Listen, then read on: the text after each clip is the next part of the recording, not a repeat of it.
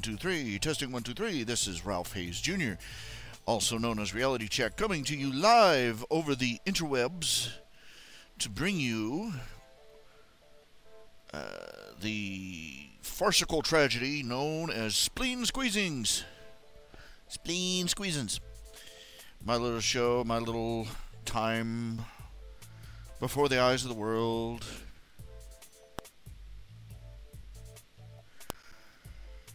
Talking about politics, religion, politics, society, culture, art, fandom, and also doing artwork and comics and stories for your entertainment, infotainment, and amusement. I'm doing a special Sunday night broadcast because I need money. You want any other questions? That's the reason, right there. I need money, and I need to raise it.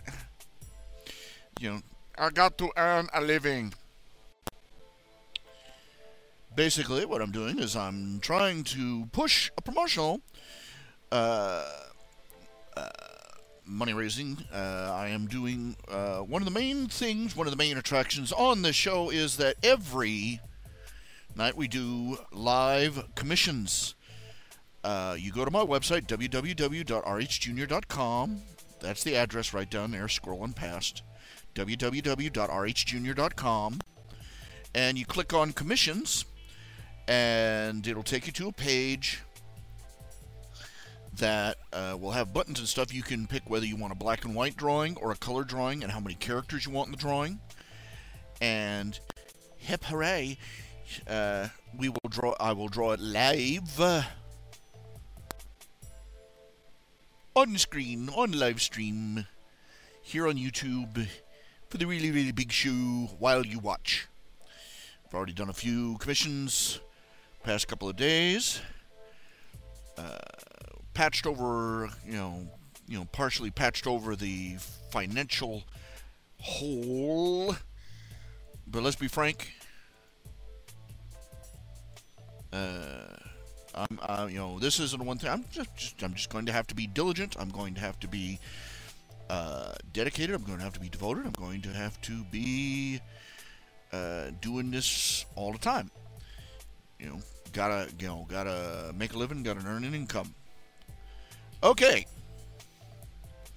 So, if you are interested in doing a commission, just go to www.rhjunior.com, click on commissions, and place your order. I will receive an email live, and I will read it, and I will say, "What do you want me to draw?" And we will go from there. Okay, now, can't say there's any news to talk about at the moment. Nothing exciting happened in the past 24 hours, to be truthful. At least not that I know about.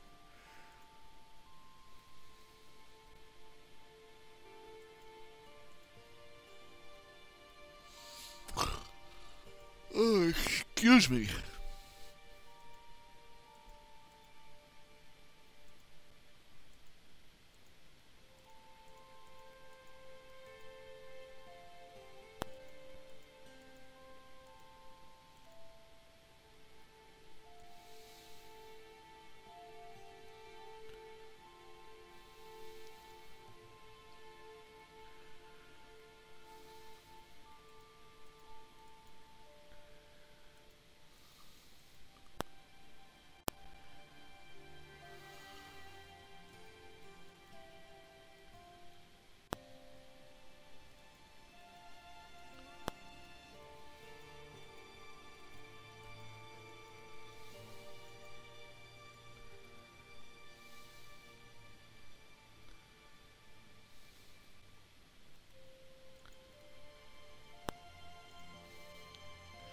Okay, how you doing? How you doing, Chris Windows?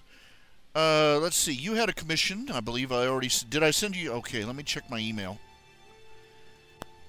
I cannot talk in full sentences. I have gone full retard. I have gone past full retard and straight to potato. Right now I'm hearing somebody in the background. He made a retarded joke. Well, all my jokes are retarded, but okay. Look, it's, you know, okay. Just as the gaming community had to do a pushback against political correctness and social justice warriors, comedy has to do the same thing. The point of comedy is to be offensive to some degree.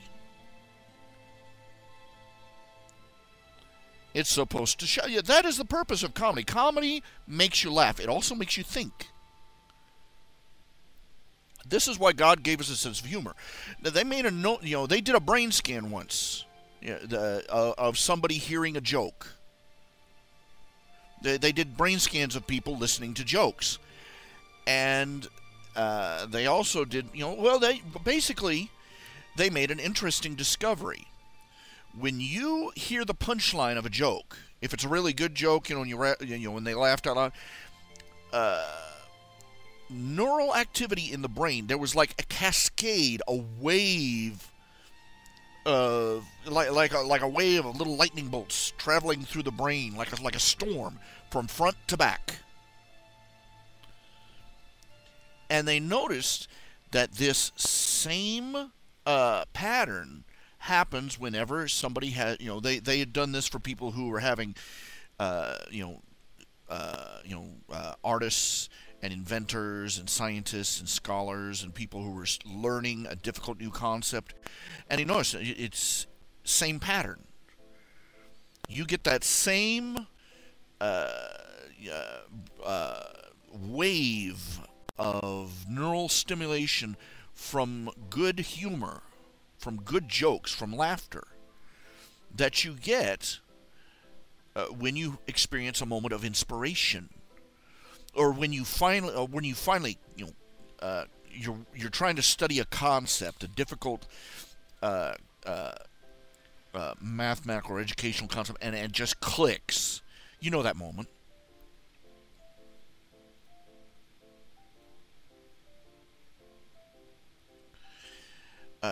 What it is that they believe is that humor is also a partial response to sudden stimulation of the intellect. Basically, humor is our brain perceiving old stimuli in a new pattern, seeing old things from a new perspective. That's what makes a joke really good. That's what makes a pratfall, or, you know, it makes, you know, when you take the expected and suddenly make it unexpected.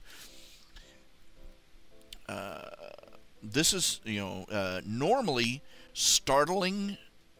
Normally for a living thing, startling stimuli results in a fight or flight response. You know, you know.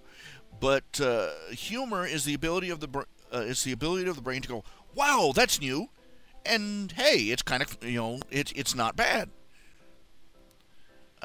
Humor stimulates the brain in the same way that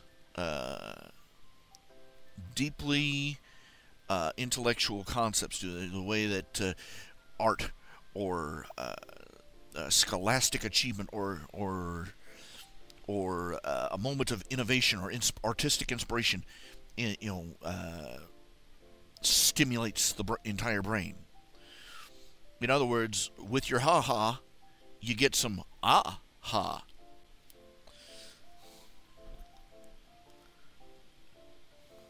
Now, let me see here. What was the... Oh, yes. Email. Oh, excuse me.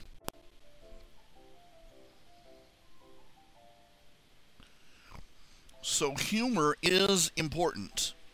And this is why those on the side of evil and wrong, those who are on the side of evil and wrong, hate humor. You ever notice that one of the first things that gets stifled by oppressive governments is humor? I mean,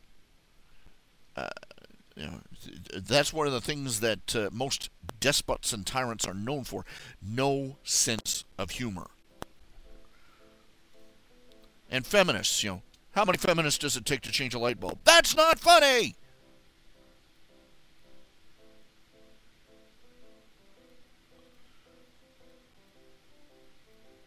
They don't like people thinking. They don't like people thinking because when people think and when their intellect is stimulated, they start thinking counter-revolutionary thoughts. And this is why comedy in our society has been under this relentless pummeling attack by the perpetually offended. Okay, we've got, let's see, we got a commission from Chris Windows. Yay! Yay, we got the commission from Chris Windows. 2 raccoons, okay. Okay. Robot wars. 2 raccoons having a robot wars kind of thing. I can see that. I'm already starting to picture a few things. Let me move this here. Let me add something here. I'm gonna make a folder for this.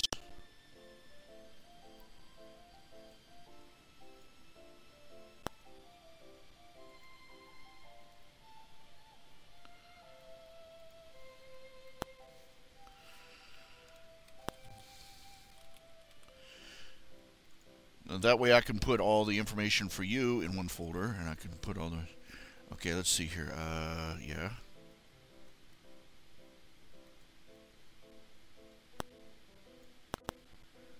This is my filing system.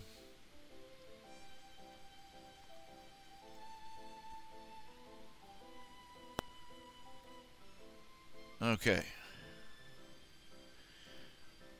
Comedians, it's surprising. Most comedians are generally liberal or left-wing, but the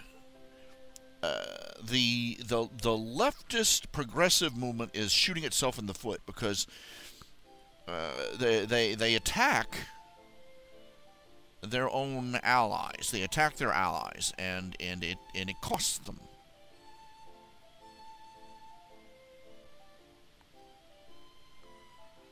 I'm looking for Old Vic. Here we go.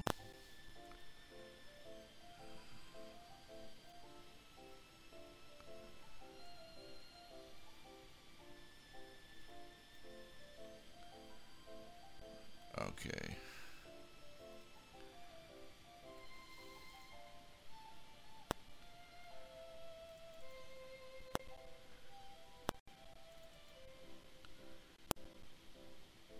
Two raccoons, okay.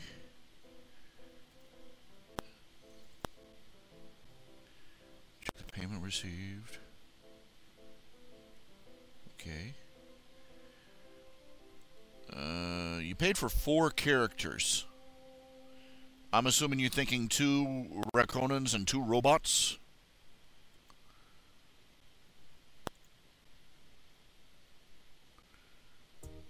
Okay. Because that's how the description reads here.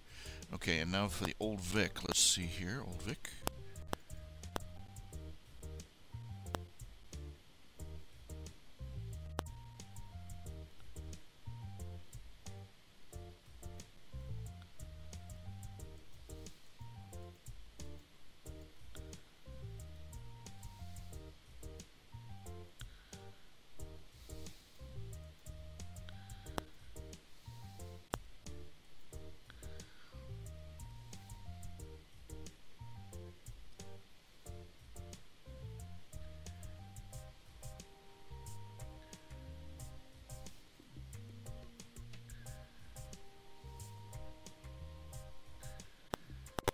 Okay, let's see here. Okay. Let's do Chris Windows here.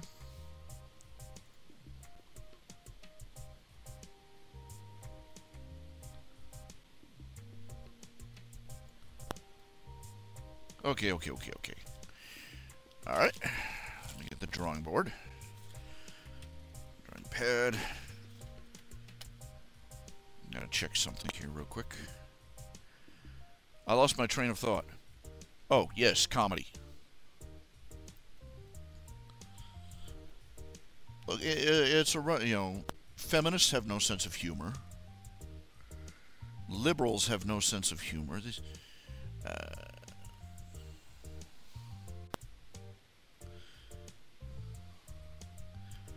more specifically, liberals have no sense of humor about themselves.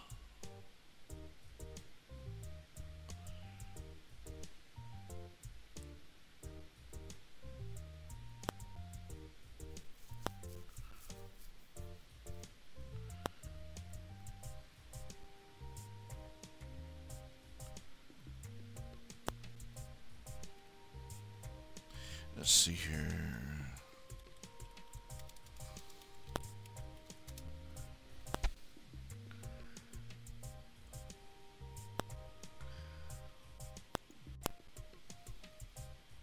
Well, let's be more specific, okay? The layperson, the average liberal, just no sense of humor, just rarf.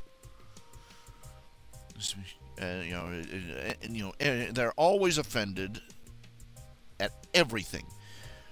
At the same time, you'll notice that many of the mainstream comedians are left-leaning.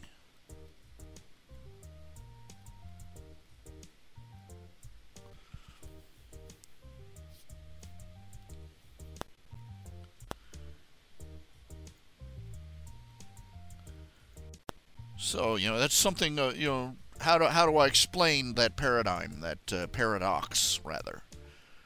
Why is it that most mainstream comedians and entertainers are leftist and their humor is left-leaning,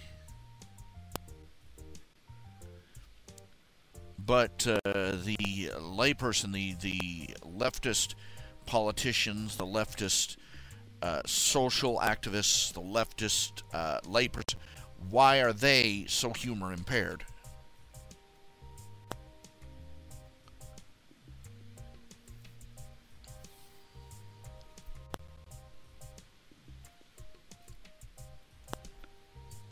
Now, is it a matter of different tastes in humor?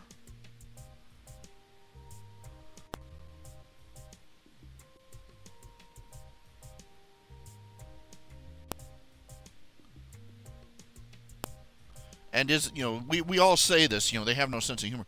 They act like it sometimes, but it isn't objectively true. It's like, but let's be more specific. Their sense of humor disappears when you brush up against any of their pet issues. And they have more and more pet issues every day.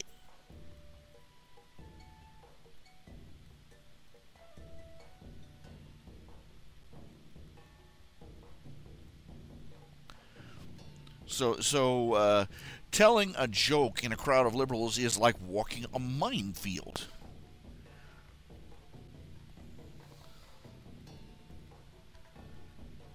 Just like dating one. That's an interesting thing. Is that they get whether we're talking there's a trend right there that you can see. Progressives remove the boundaries from society in various social areas, but once they take down the they take down the fence. They take down the ropes between the acceptable and the unacceptable, and they replace it with a minefield. Let's talk about sex, about male-female relationships, dating, romance, and marriage, and all that other stuff. You'll notice back in the day, when we were all more uptight, so to speak, there was a line that a gentleman did not cross. And the woman knew where the line was. And a lady made a point of pointing that line out before the gentleman crossed it. You didn't have, but they got rid of the inhibitions with sex. And suddenly, everything became a potential landmine.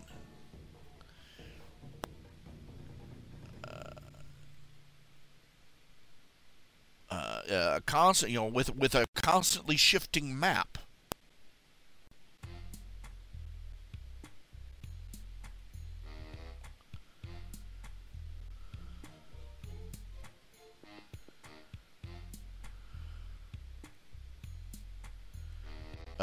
Look, we've got a situation where on one side we have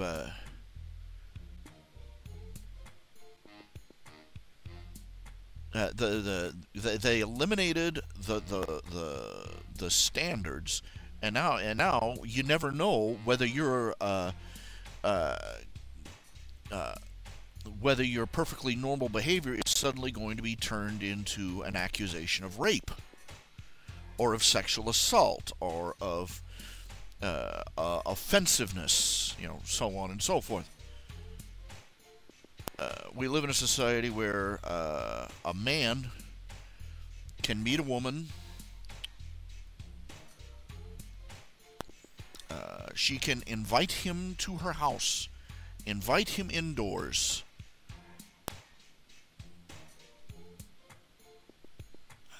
get naked, drag him into the bed.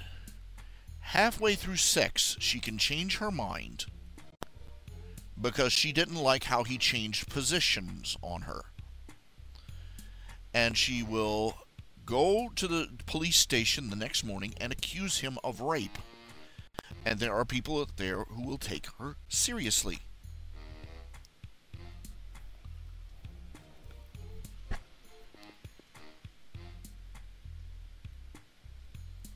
They took a simple boundary and turned, not until you're married, kid. And they turned it into anything goes. And you never know when, what innocent action is going to blow up in your face and kill you.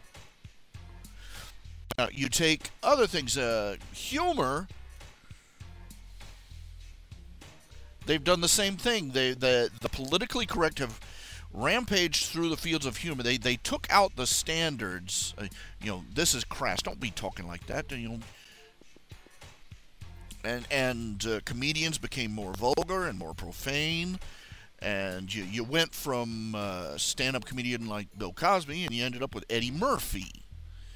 And it kept getting worse. It just foul.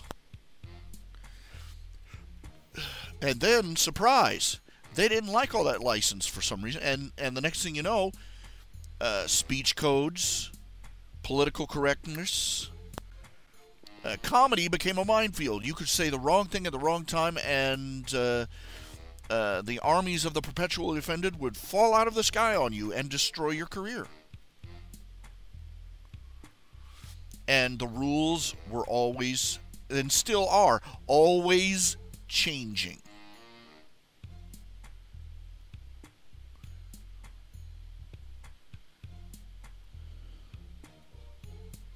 What was acceptable or even praiseworthy one week becomes offensive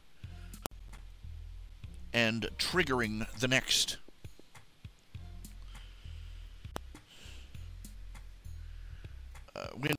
Wherever progressivism expands into a social area, it turns that social area into a minefield. And pretty soon, nobody's telling jokes that are funny anymore.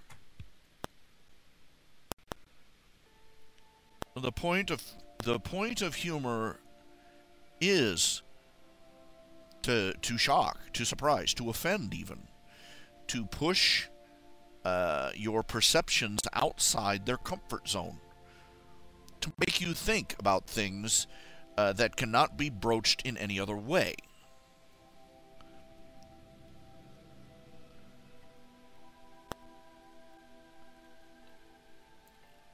But instead, we've got a society where nobody tolerates that. You say anything, it's that offended me. I'm offended. And just any trivial reason whatsoever.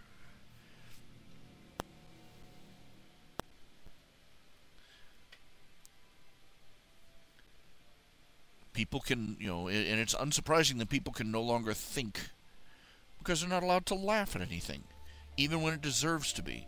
I told you about this yesterday. Got guys in the forum. I posted that last Nip and Tuck comic, and got one guy in particular complaining about it. Not because he thought it was risque or because it was gross or tasteless. That was what I was expecting, because this is, it's right on the edge there on that, in that regard. But doggone it. But anyway, they were offended by it and tried to chastise me for making the joke, because you'll never persuade them if you'll never persuade people like this with mockery. It was a comic. The comic strip, for those who don't know, it's a comic strip making fun of the feminists who have now adopted the slogan, "My vagina has a voice."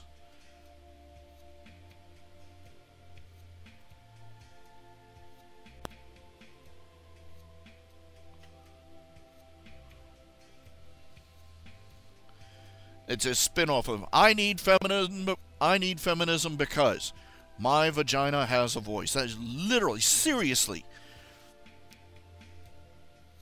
one of their slogans. That just cries out for society to mock it. This is how this is one of this is one of the pressure valves of society. This is one of the checks and balances of culture. That shameful and ridiculous behaviors and thoughts and actions are held up for derision. But here's you offended them because you're not going to persuade them with your, you're not being sensitive and being persuasive of them. You're mocking them, and the mocking is mean. It's so mean.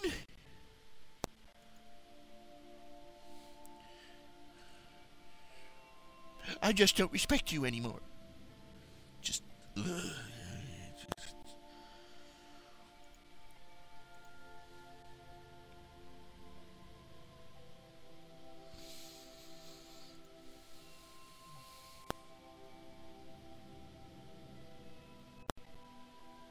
What the heck?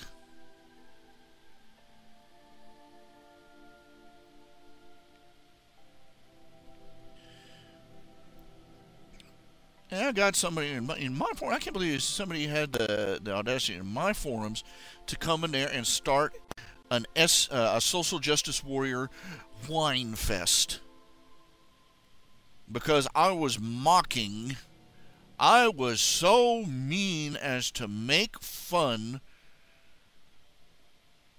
of women who stand up. My vagina has a voice.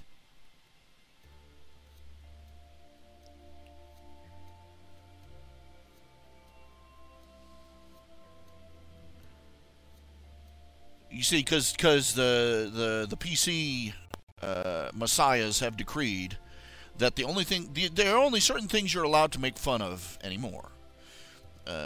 Yea, verily, heretofore, forever and ever, amen. These are the only topics permissible for jokes.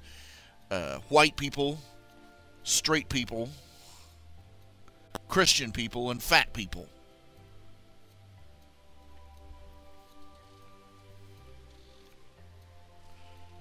And even the fat people are just are beautiful in all sizes.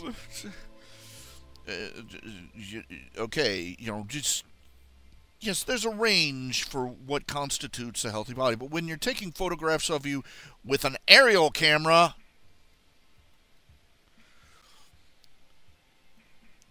you got people out there.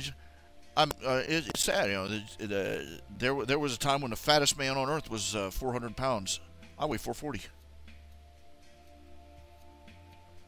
So I'm not going to apologize for myself either. I got this way one Twinkie at a time over 44 years. And the likelihood that I'm going to slim down is pretty darn low.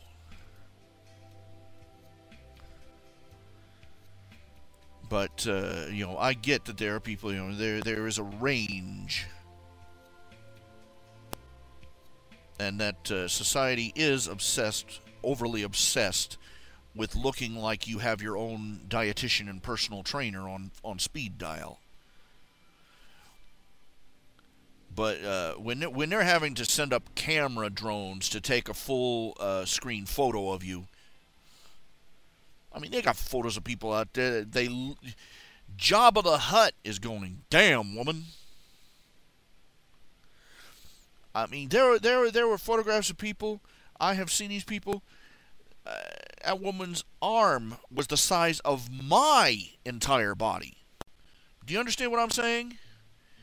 Each of her limbs had to weigh as much as a full-grown fat man. She was like a cone with a human head, a cone of lard with a human head stuck up on top. It was horrifying. I'm sorry, it's not beautiful. It's not healthy. I'm speaking from experience. I'm not healthy and I'm not beautiful. And let's be honest, it will take years for me to slim down, even to a much, just partially. And I have enough trouble just getting through the day. The reason you see these people with six-packs is because their entire life revolves around staying that chiseled. So, I get that. I get that. Our society is crazy schizo about weight and physical appearance and quote-unquote health.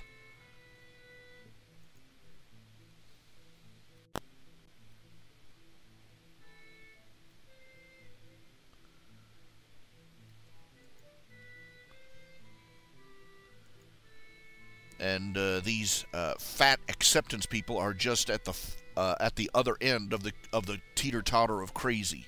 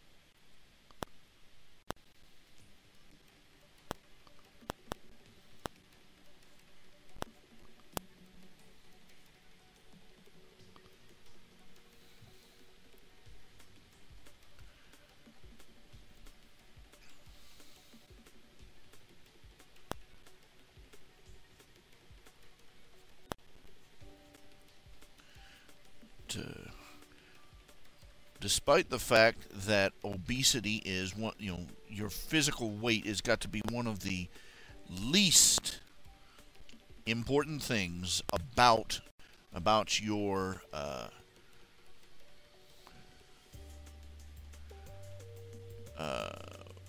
your worth as a human being. It is about the only thing people are allowed to criticize about a person openly.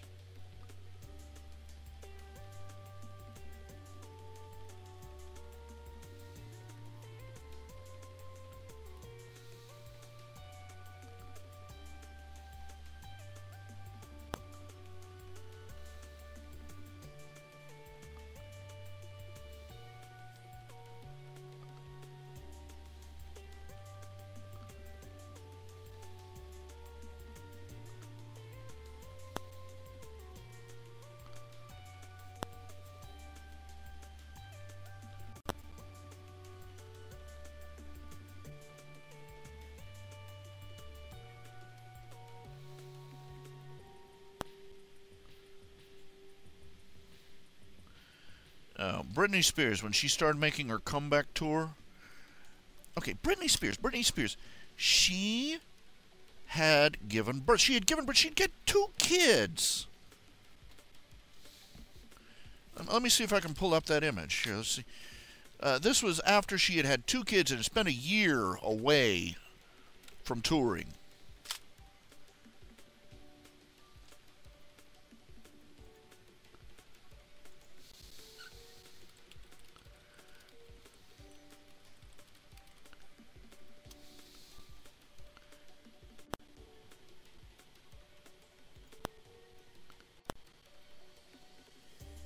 Now, of all the things to criticize about it, I mean, she dresses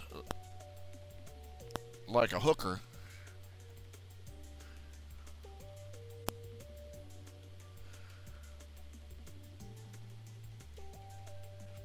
She does, she used to be, fairly talented singer, but she threw that away to sell herself with her body. But of all the things to criticize a woman for, yeah, I believe this is the image.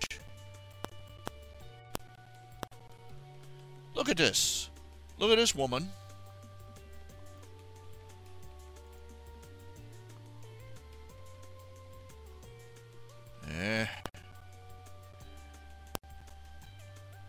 Look at her. She spent 2 years away because she spent a couple years away because she'd given birth.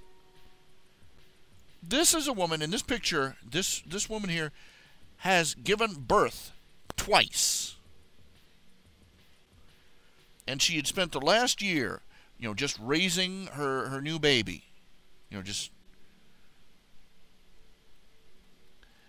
and the press and the critics turned on her. Why? Not for any moral or ethical reason, because, oh, she's so fat. She's so fat. She's got a tummy. Look at her. Oh, she's disgusting. She looks like a cow. She's wearing those. She's up on stage. She can't even dance in time. She looks like she's a stuffed. In that outfit, she looks like a stuffed sausage. Oh, she's so disgusting. And 99% of the women in the audience and the people criticizing her for having some leftover baby fat from giving birth, they couldn't even begin to get looking that good.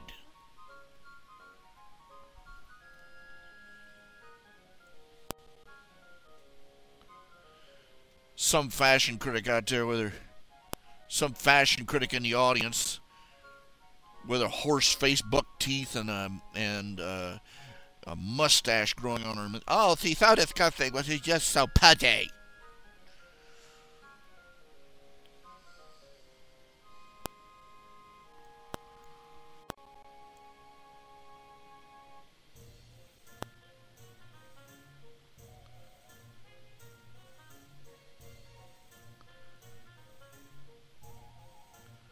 one of the women that played in the movie, I forget which one, what her name is.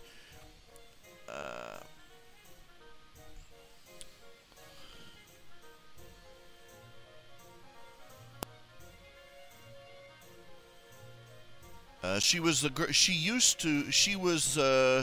she was the girl that starred in E.T. when she was a little girl, and she was in the Charlie's Angels movie.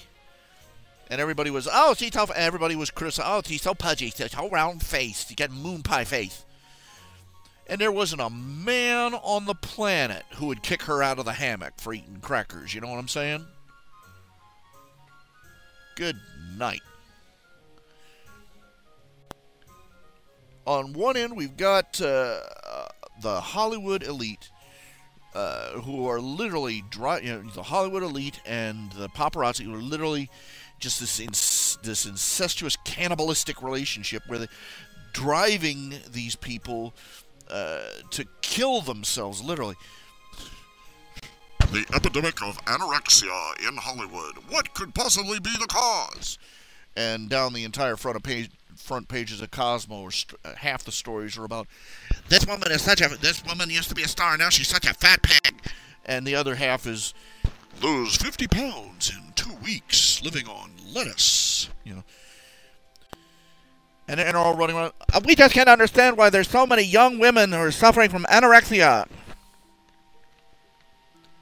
Where are all these eating problems coming from? And on the flip side, we got the people who are having the rebound effect. Instead of getting a balanced perspective and realizing that maybe being a size 1 isn't everything, but taking care of yourself isn't bad. You know, taking care of yourself is more important than fitting a fashion size. Nobody gets that. Nobody hits that sweet spot. You know, it's either anorexia time, or I'm a hippo, and how dare you criticize me for looking like I ate my own family. Got these fat acceptance people out there. The fact that the dietitians have their heads up their ass doesn't help either. The dietitians are still out there trying to get people to be 20 pounds underweight, basically. They're still using the body mass index, which has been proven to be a piece of crap. They're still using the low-fat diet, which has been shown not only to not make you lose weight, but to kill you. A high-carb, low-fat diet has probably resulted in the deaths of millions of people over the past 50 years. And all of them were going, oh, I don't understand. I've been eating nothing but whole grain bread and staying away from fats and such. And I'm so fat. They're living on starch. What a surprise! But nobody, bad science and bad social philosophy. You can judge. Nobody cares. Nobody cares that Britney Spears is basically, what is she, a divorcee or an unwed mother? Either one. But everybody throws a fit because she has a little bit of muffin top.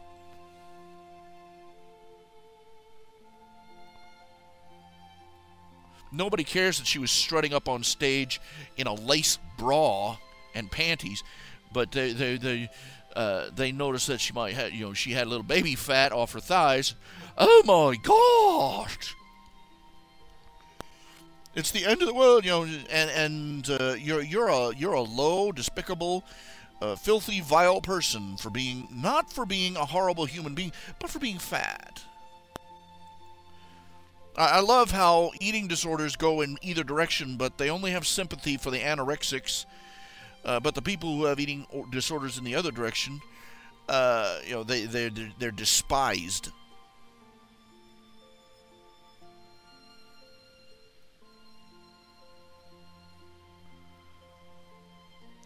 You know what the difference between you know what the difference between an anorexic and a morbidly obese person is?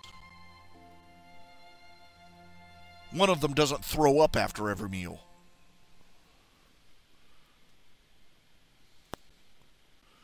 They both got serious problems.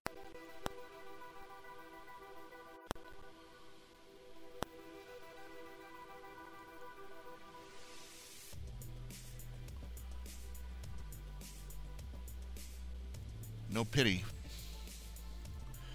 And no perspective.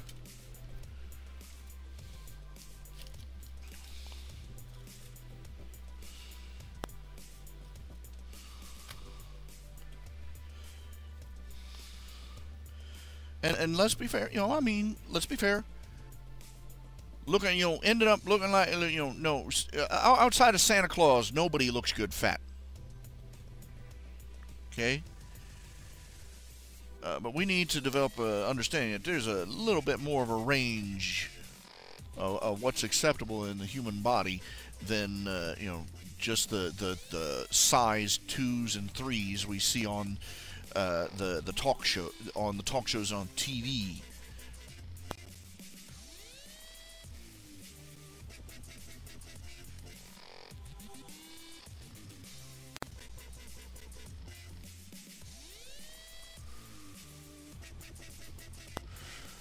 I'm fat the way I am because, well, there's a lot of things altogether. It's just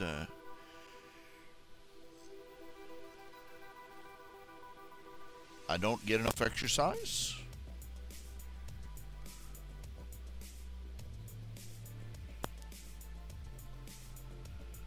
I eat more carbs than I should.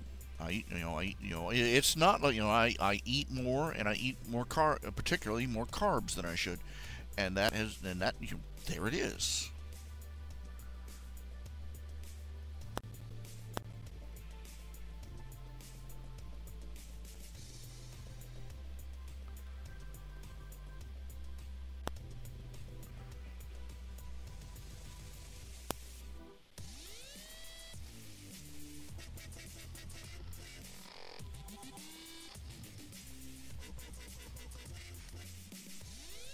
And the irony of it is, you know what the irony is?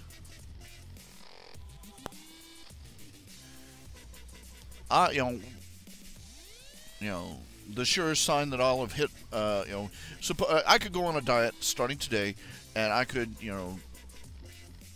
struggle and labor and slave and sweat to get down to a healthier body weight.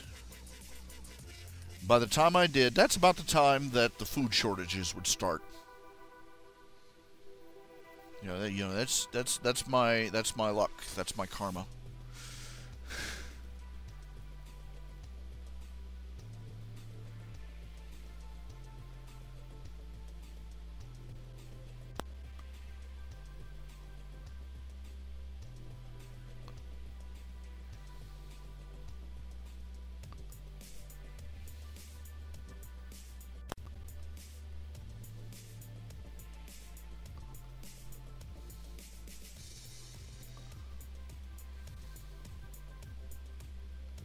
I'll finally get like a 10. I'll get like a huge bank account with thousands of dollars stashed away safely in a like a trust fund, and the next day I'll wake up and the American dollar will have collapsed.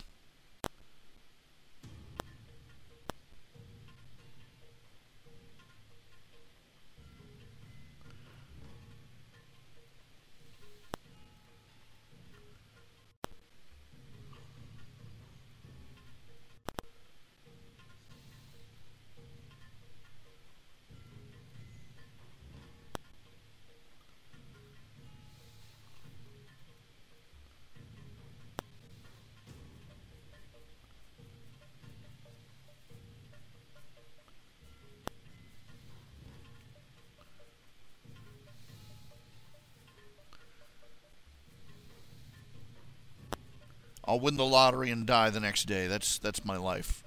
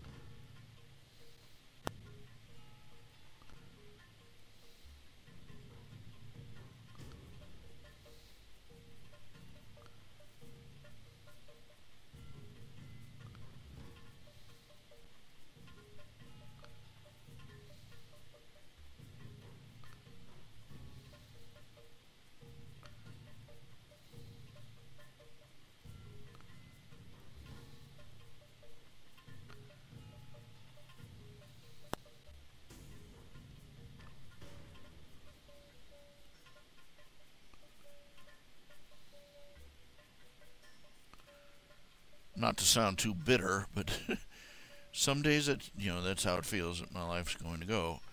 But yeah.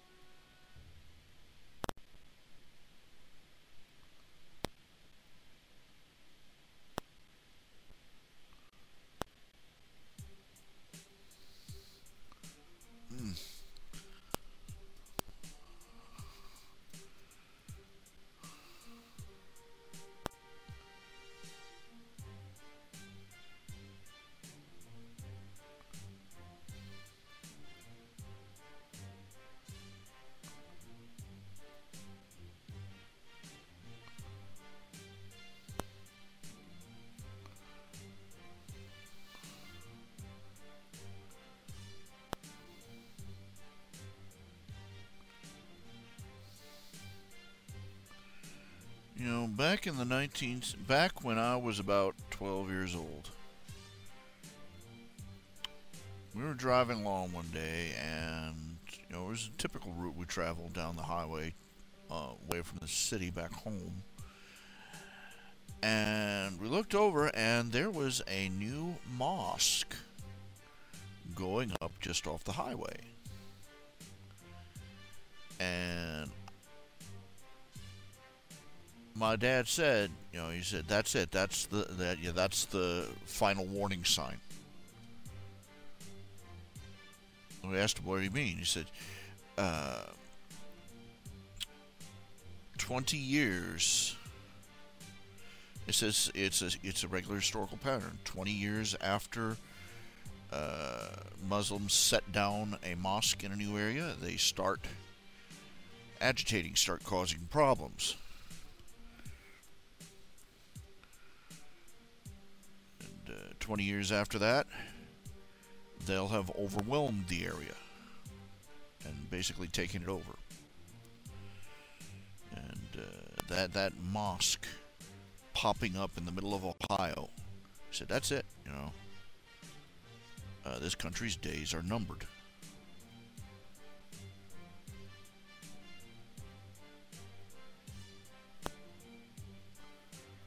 This is how they invade.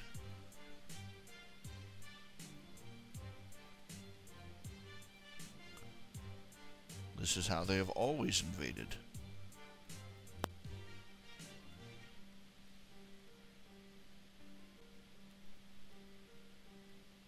For well on to 1,500 years.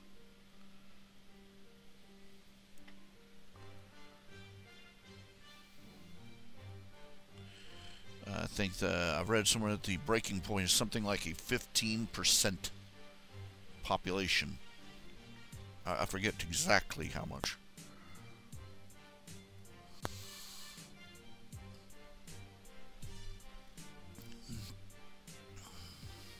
Once they pass that mark,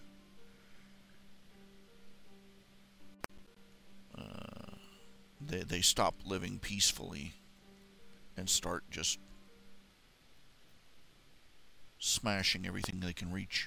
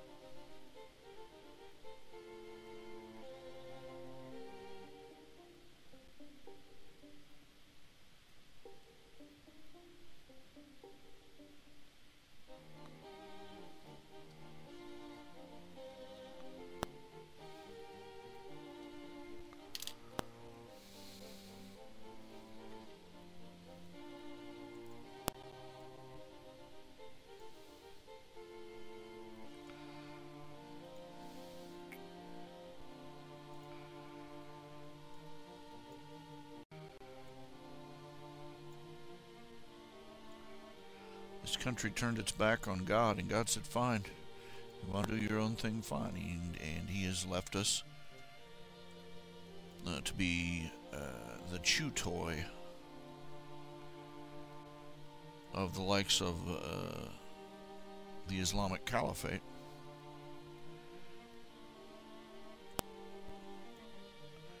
Till we remember.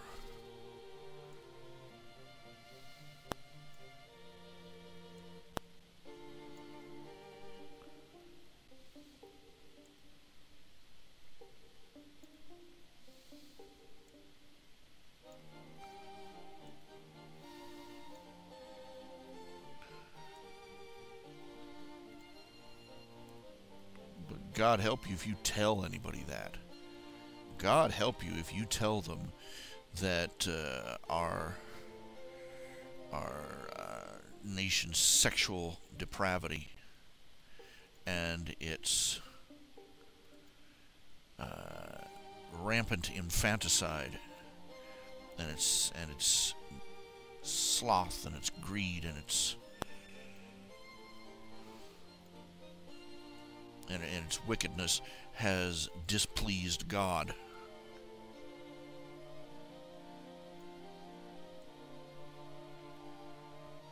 God help you if you say that, you know, because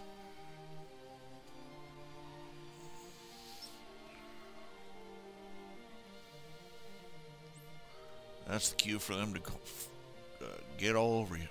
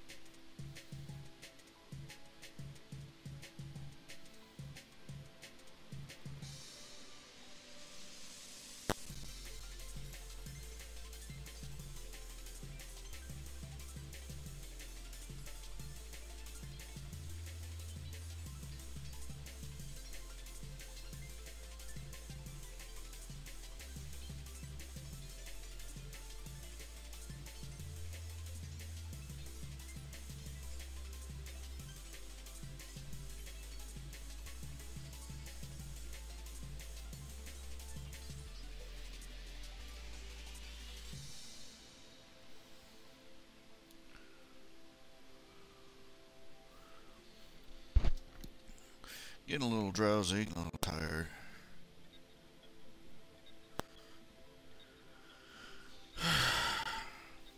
Can you hear me?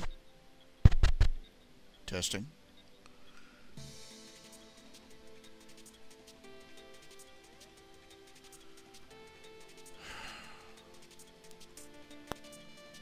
We just have to go back to the principle that if you come to this country, you come here to be an American.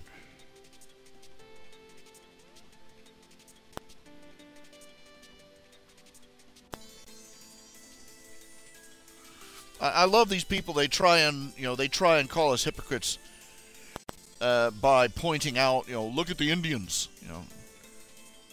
Seriously, they try and claim we're hypocrites by pointing out, the Indians. The only ones here that can say they're not immigrants are the Indians. And I'm like, yeah, and look how well the open borders work for them. They never think beyond that point.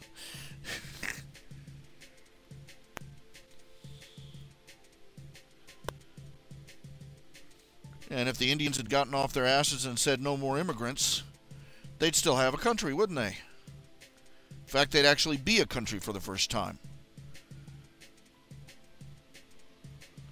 Everybody talks about how the Indians owned this land. They were a bunch of tribalists who squabbled over it at best.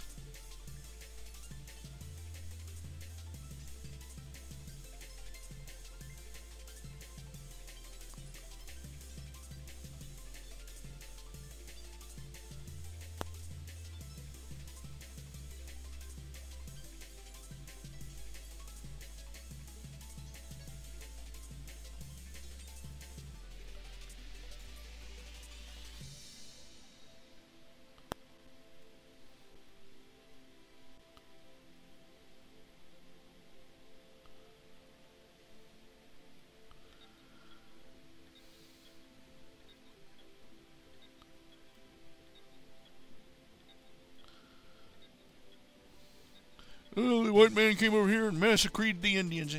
Yeah, and the Indians were, the Native Americans were slaughtering each other for thousands of years before the first white man ever set foot on this continent.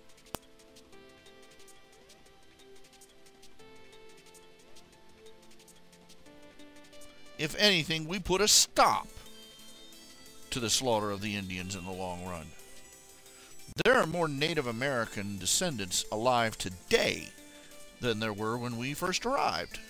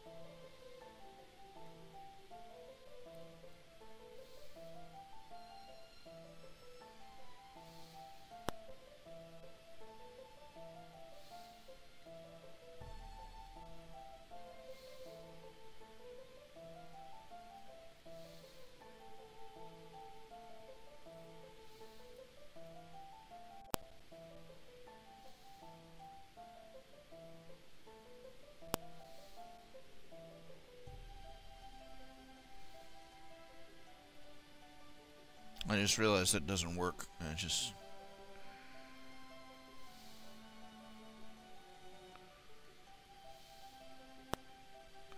It would take too long to explain why, but the joints are all wrong. Wouldn't be able to walk.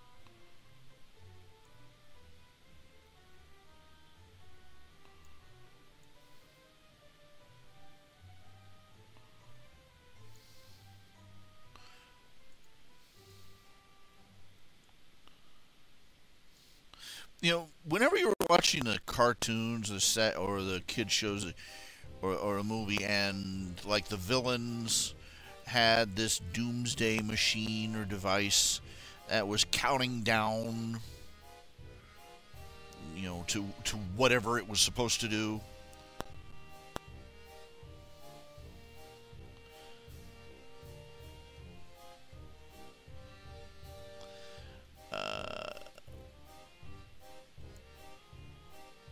Did you ever wish that it would reach the end and go off, just so you could see what would happen?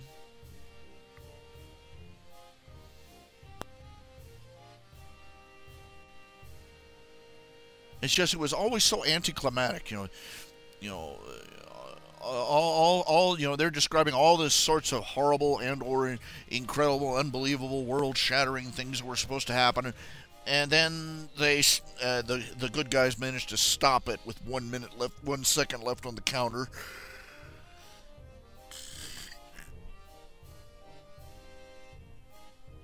And you're like, oh, it's so anticlimactic.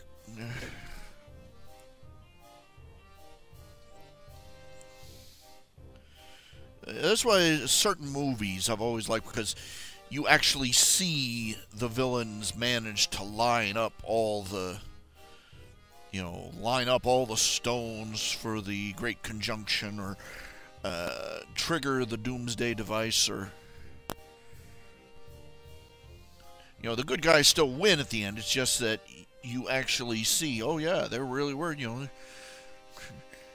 stuff went down, like Raiders of the Lost Ark. The Nazis actually did manage to get their hands on the Ark, and they did manage to perform the ceremony that opened it up.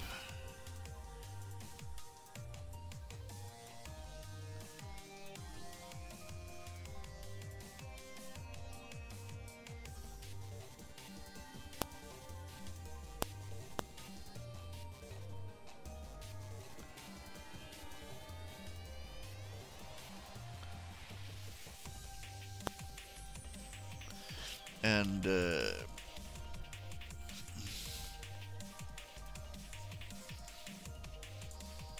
I'm trying to think of another example. That's the only one that really comes to mind at the moment.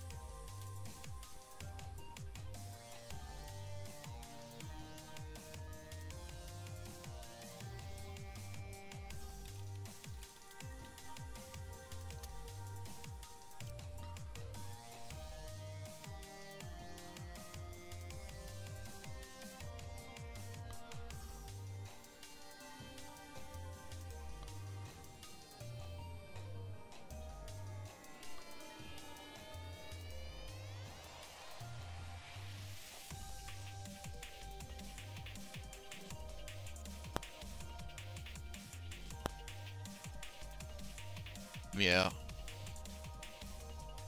Actually, it was a conjunction of the suns. But yeah.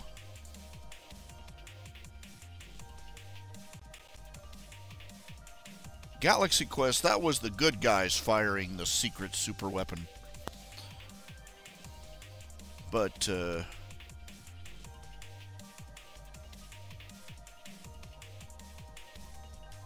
it's just that as I got older, it got kind of old watching them get that close.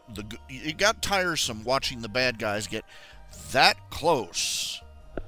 And then, boom. Sorry, end of the line. Movie's over.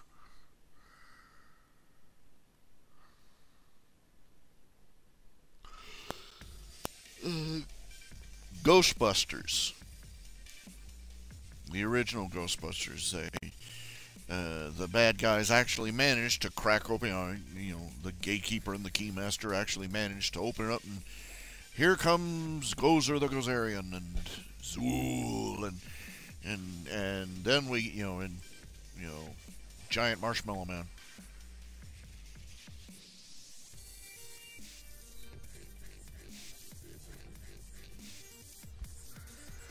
The sequel, what got me about the sequel is that they were supposed to have been run out of business by the government.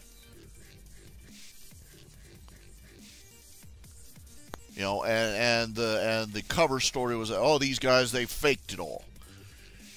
They had like 5,000 pounds of Stay Puft marshmallow cream all over the city streets. They had, explosions and lightnings and storms and phenomenon that would be photographed by satellites. And it was supposed to be that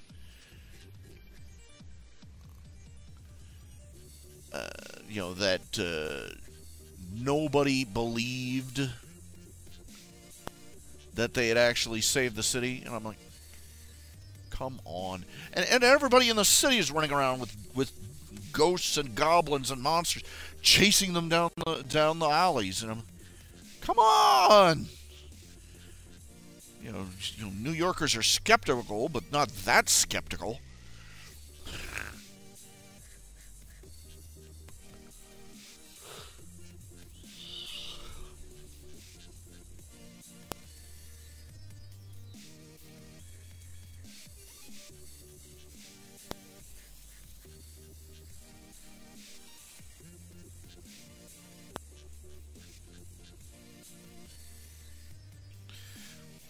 There's this, there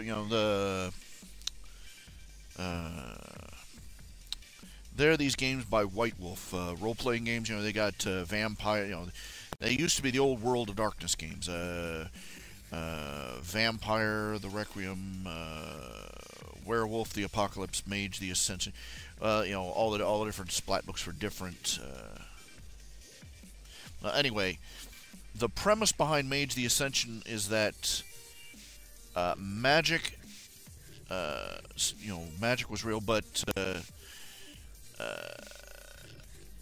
whenever you use magic, you could build up to a sort of backlash, because the collective unbelief, basically magic didn't work as well as it used to, because people, there were so many people who didn't believe in magic anymore.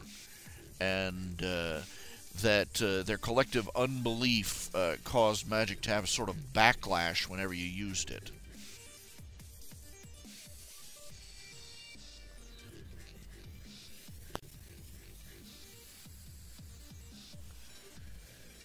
I'm like, what planet are these game designers living on? Look, the writers of these games have absolutely no perspective of just how small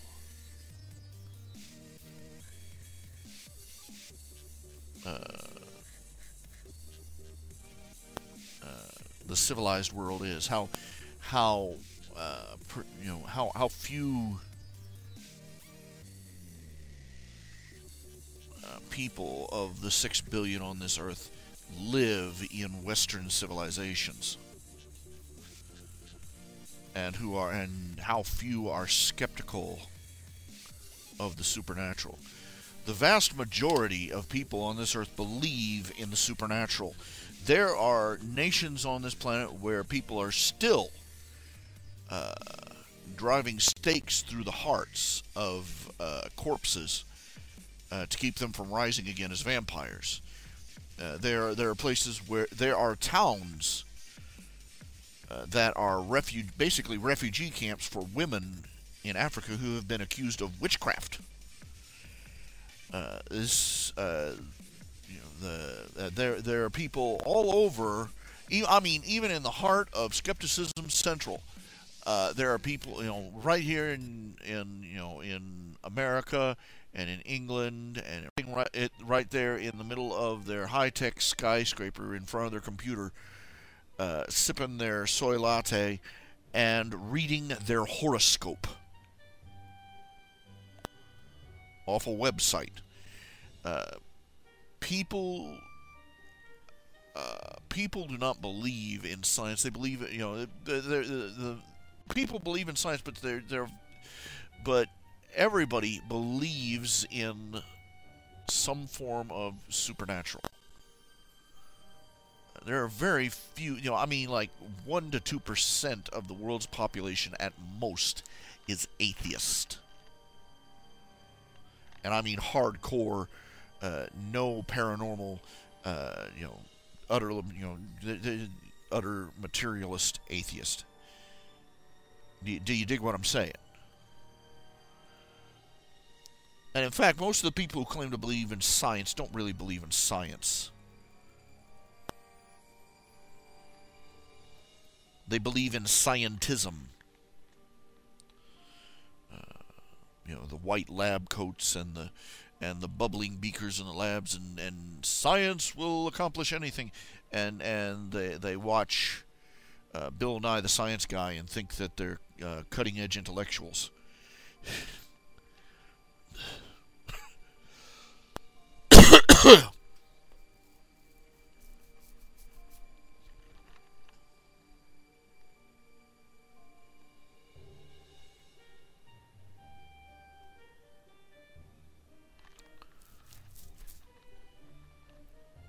They collect cool photographs from NASA for desktops, and they talk about how much they love science. They don't know a thing about what science really is.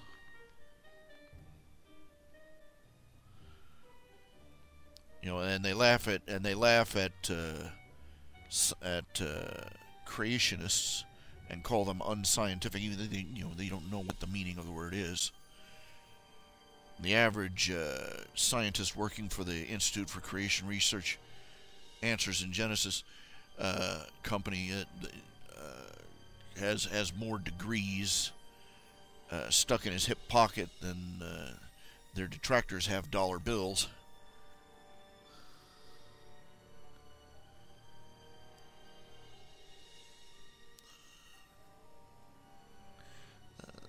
They believe in science the way they believe in a high priest in a robe or a wizard with a magic wand.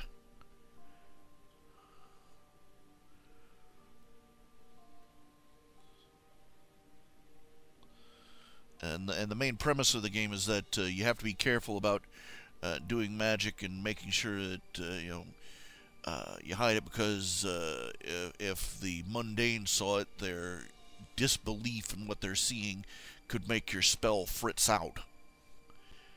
And I'm like, oh crap.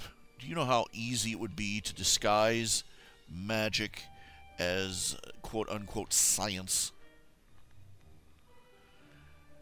Add some wires and microchips and some beakers of glowing liquid and a few pages of technobabble, and you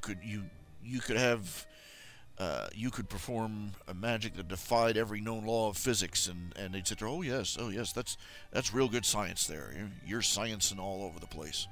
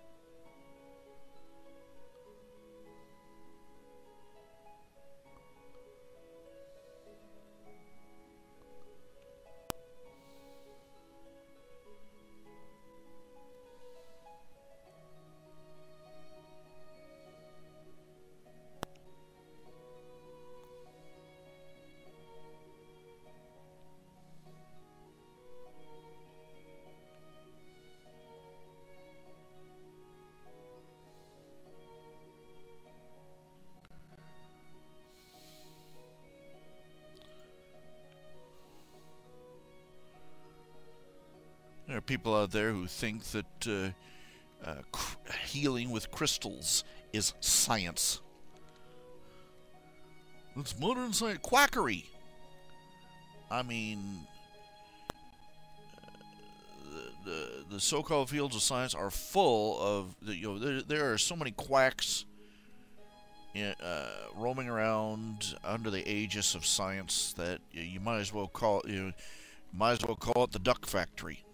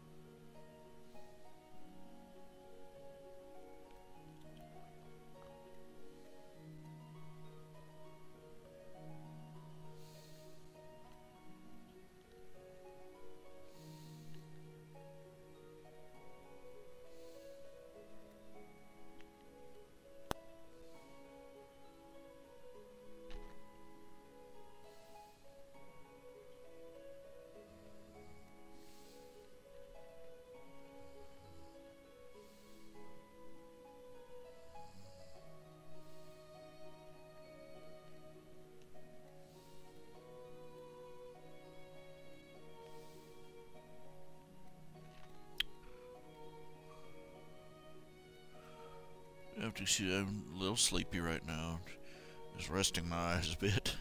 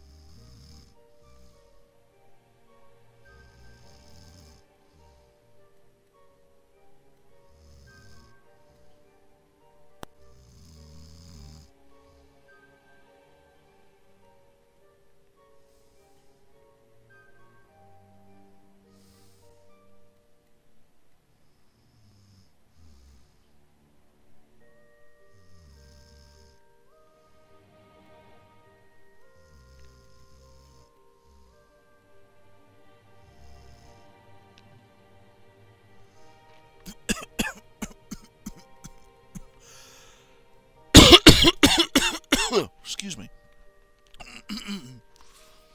We're a little low on energy.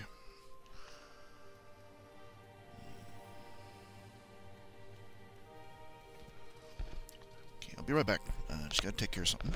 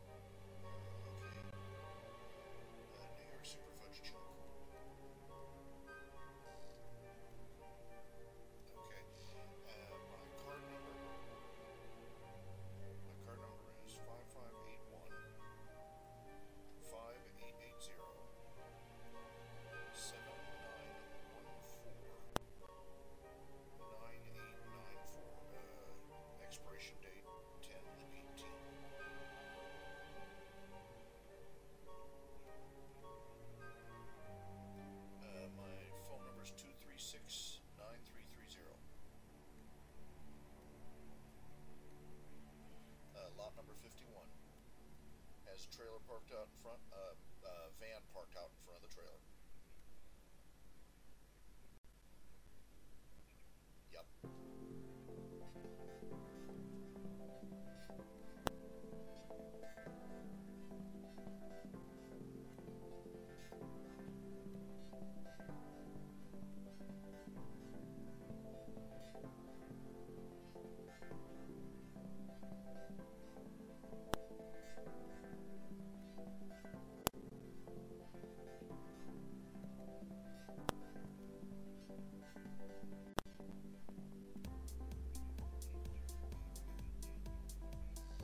Thank you very much.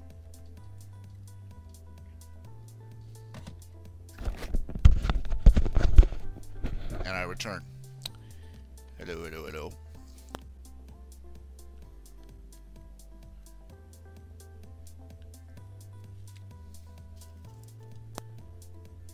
Yeah, I remember that. The Galaxy Quest, they turned off the bomb, but it stopped at the 2-second mark. Yeah, I remember that.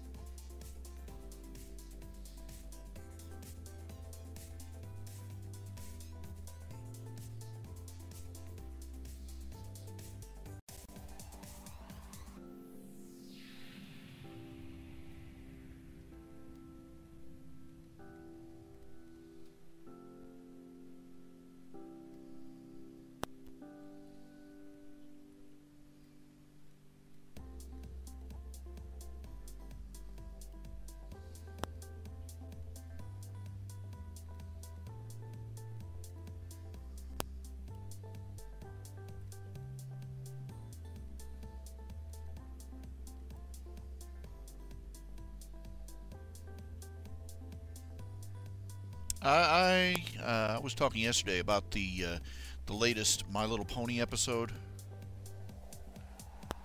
Hearth Breakers, where Applejack and her family go to celebrate hearthwarming with Pinkie Pie and her family.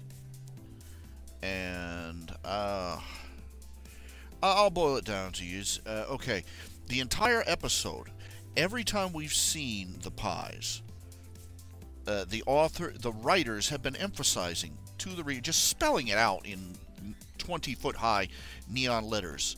See these ponies? See how their life sucks. You know, they have no fun. They never smile. They do not laugh. They do not smile. They do not, and for the holidays, they do not have gifts. They do not have real food. They eat stone soup. Yeah, you heard me. And, they don't have real food. They don't have presents. They don't have decorations. They're spelling it out in 20-foot, big old letters. The Pie family's life is miserable. And the moral of this episode was the Pie's family's life is miserable, and how dare you try to make it better for them, you cultural imperialist.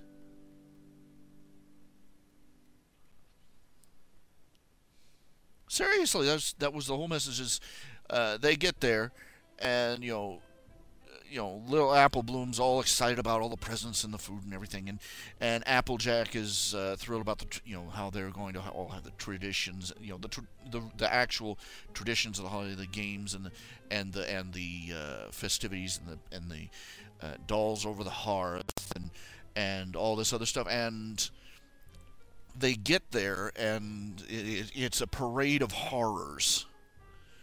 Instead of the hearth warming feast, they have bowls of rock soup. Bowl of broth with rock in the middle of it. No candy, no candy canes, just rock soup. Instead of presents, they don't have presents. They've apparently been telling Pinkie Pie ever since she was Philly that it was hide and seek. They would the Pinkie Pie thinks that it's a scavenger hunt. Is that instead of giving each other gifts, they hide gifts all over the farm, and they're supposed to find them. And Applejack asked her, "Have any of you ever found any of the gifts?" And she says, "Not so far." The horrible implications of that, and just basically it spells out over and over, how much the holidays suck for the Pie family, and this. Once again, we're reminded this is the life that Pinkie Pie ran away from. Well, anyway, Applejack is the apples are seriously disappointed, and the Applejack is distraught over this, and so she gets up early and she decides to throw an apple family style hearthwarming for the pies of her own. She puts out decorations and she gets presents and she sets up and she sets up everything, and the pies get mad. And it becomes, it turns into a disaster, and it ends with Applejack going, "Oh, I'm so sorry. I shouldn't have forced my culture on you."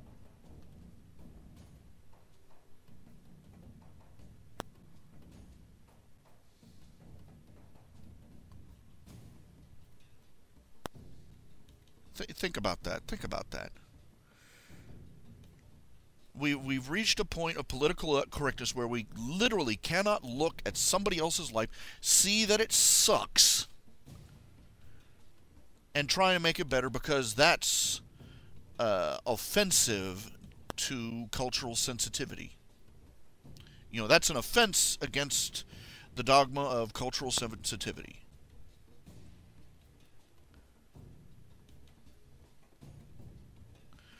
I mean, if you, I said this yesterday, I say it again, I've repeated it multiple times. If you saw a family who made their kids go through a Christmas like that, you'd have them reported for child abuse.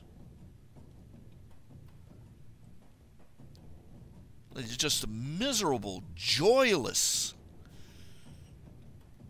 life. They live this miserable, joyless life, but because it's another quote culture.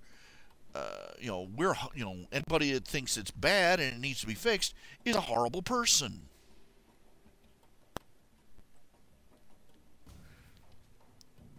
When society reaches a point where you literally cannot look at a miserable life and say that life is miserable, miserable lifestyle is miserable, you can't even do that anymore without being politically incorrect. It's time to it's time to pick out a tire iron, go out, find the nearest herd of social justice warriors, and start thinning the herd.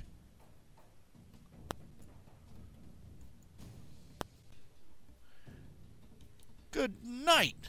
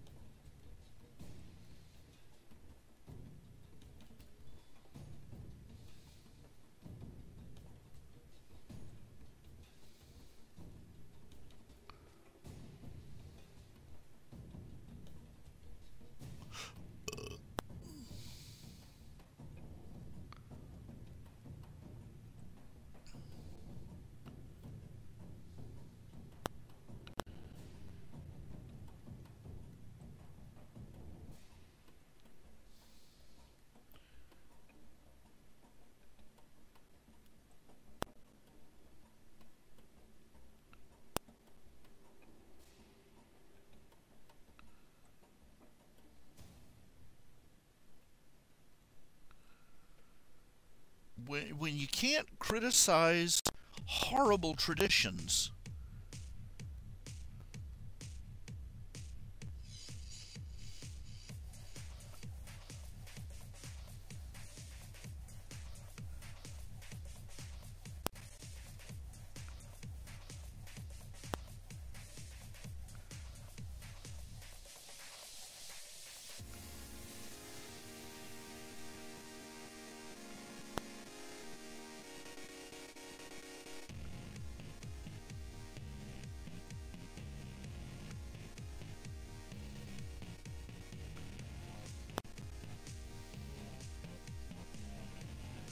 Because you're afraid of offending people.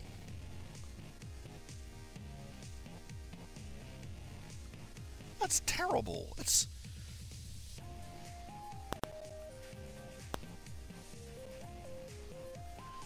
And as somebody noted last night, the guy that wrote this episode was also the one who wrote the episode with the yaks.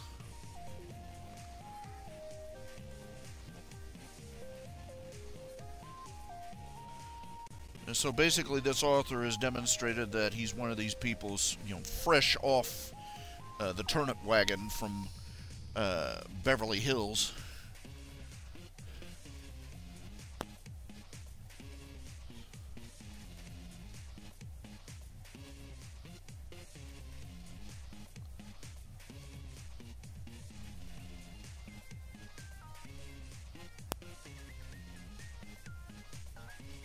One of these idiots who thinks that cultural sensitivity is the end-all, be-all and end-all of culture and society. One of these idiots that we have to climb over in order to get anything done in our world.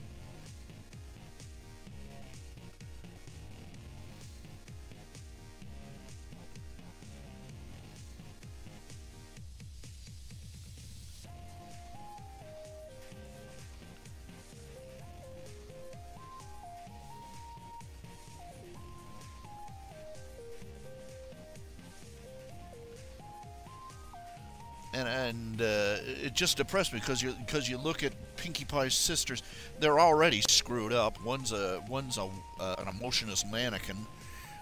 One's a cranky, nasty-tempered harpy, and the last one is so timid and frightened that you can't even say 2 words in the entire show. And I'm like, oh yeah. They have such a glorious life ahead of them. They're going to grow old here, and they're going to die here, living like this. Equestria, the land of sunshine and rainbows.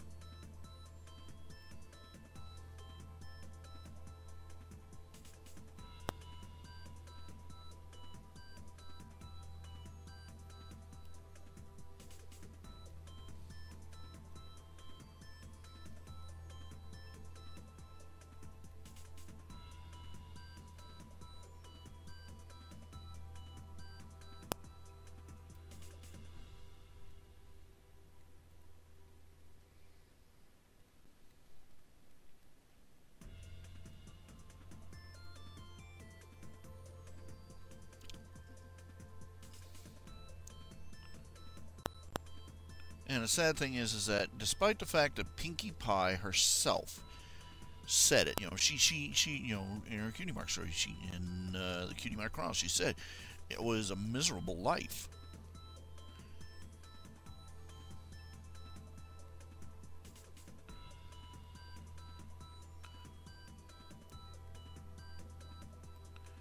No fun, no laughter, just rocks, as she said it. And yet, ever since then, she's, they've written her as acting as if visits from her family or visits to the farm are like the next best thing to a trip to Disneyland. You can love your family and still hate the life they lead.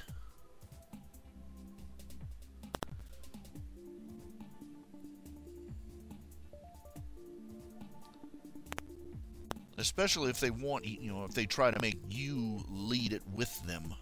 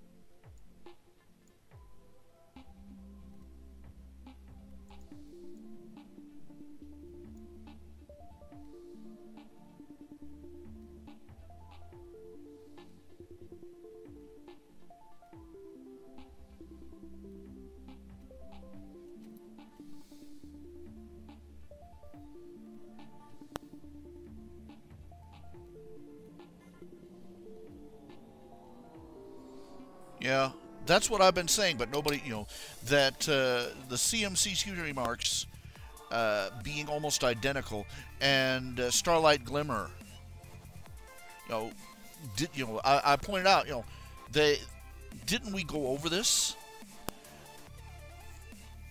We had an entire episode where all the ponies having the same cutie mark was a bad thing. Oh, that was different. That was different. People are incapable of extrapolating.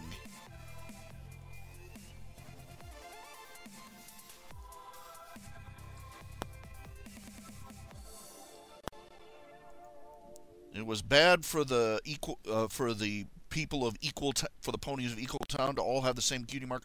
Why? Because it took away their individuality. It took away their individual talents. Everything that made them special.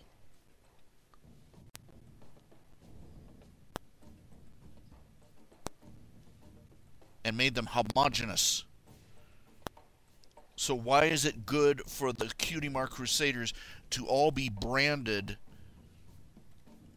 with a nearly identical mark? And in fact, they do have a identical cutie mark. The only difference, you have to get out a zoom lens to see that there's any distinction between the three. And they openly state that it's a cutie mark in being a Cutie Mark Crusader. Their whole life is going to revolve around cutie marks. Never mind that their real talents lie miles in other directions.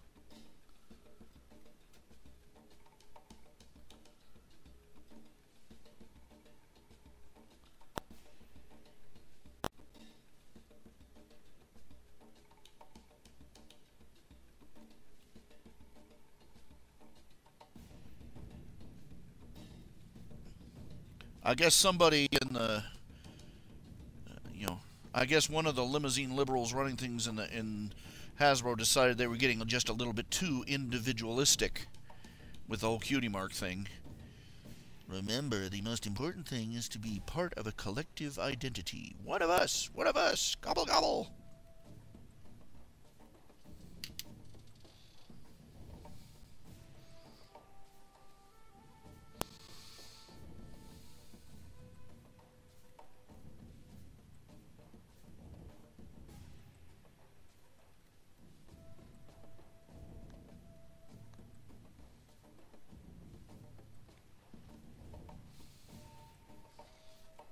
I was so looking forward to seeing the Cutie Mark Crusaders finally get their marks and start being their own person, their own character, instead of just one part of a three-headed creature. Yeah, I'm going to be harping on that forever. I know it. I know it.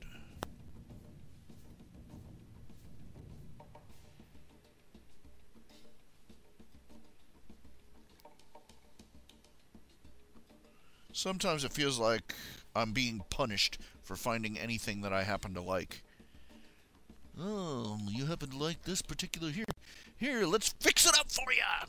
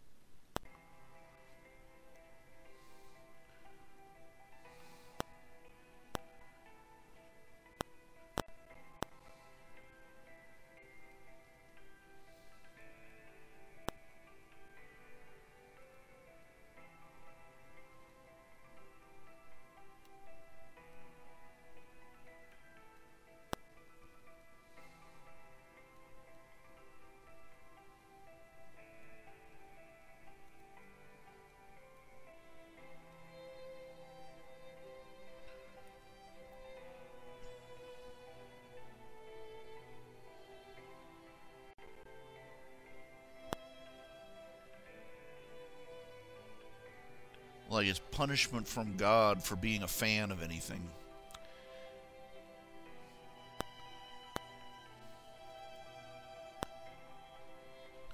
Come in! Hi-yo.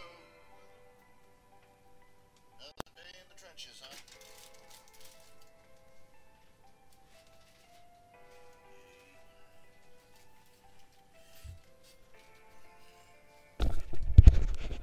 Now introducing the Pizza Dude. is my late night show, as it were. Yeah, I do a live stream. They politics, religion, topics, art. They're watching me draw a commission here. Oh, thank you. And listening to me eat a sandwich. Okay.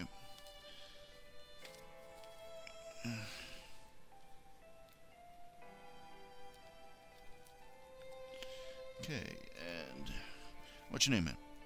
What's your name? And this is Robert from everybody's favorite pizza place, Smitty's Homemade Pizza, here in Marietta. Thank you. Too bad I don't get paid for that. All right. Excuse me. And that was from Smitty's Homemade Pizza. All right.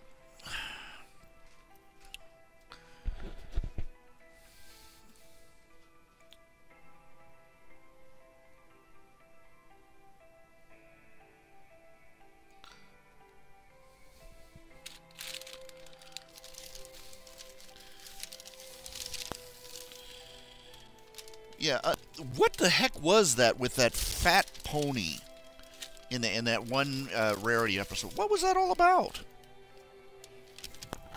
I have no idea what that was all about. Just out of the blue, it was what the TV tropes calls a big-lipped alligator moment. Just no reason for the fat pony. Just boom, there.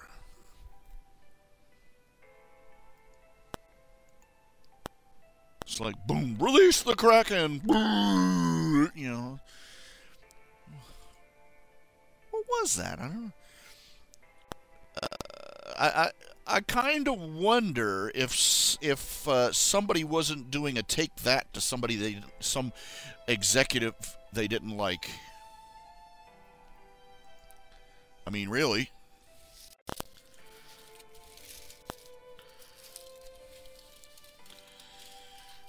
Okay, I'll be right back.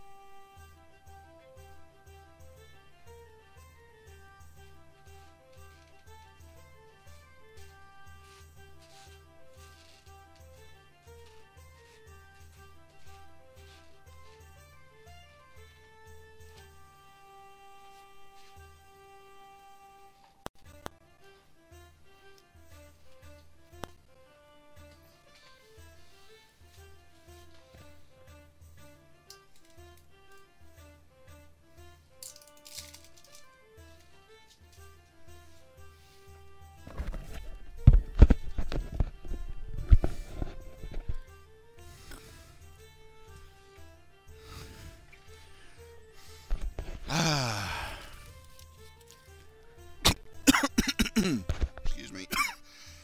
Excuse me.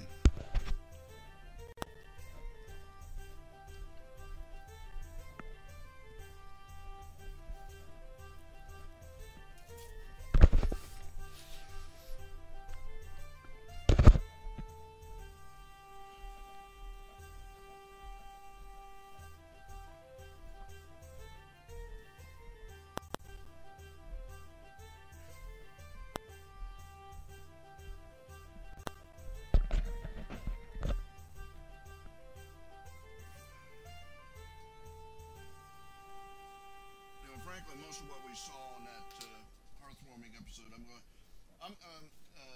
in my story's canon, it's going to be dismissed as a sort of. This is how I deal with it. Where's this?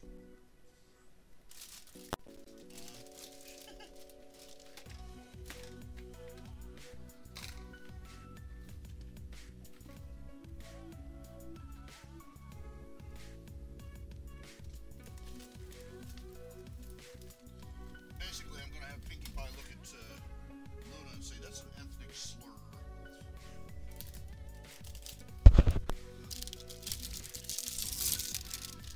I heard you rock, there's going to be a little scene where, I heard you rock farmers eat like rock soup and stuff on the holidays, and that you never smile, and Pinkie Pie's like, that's a stereotype.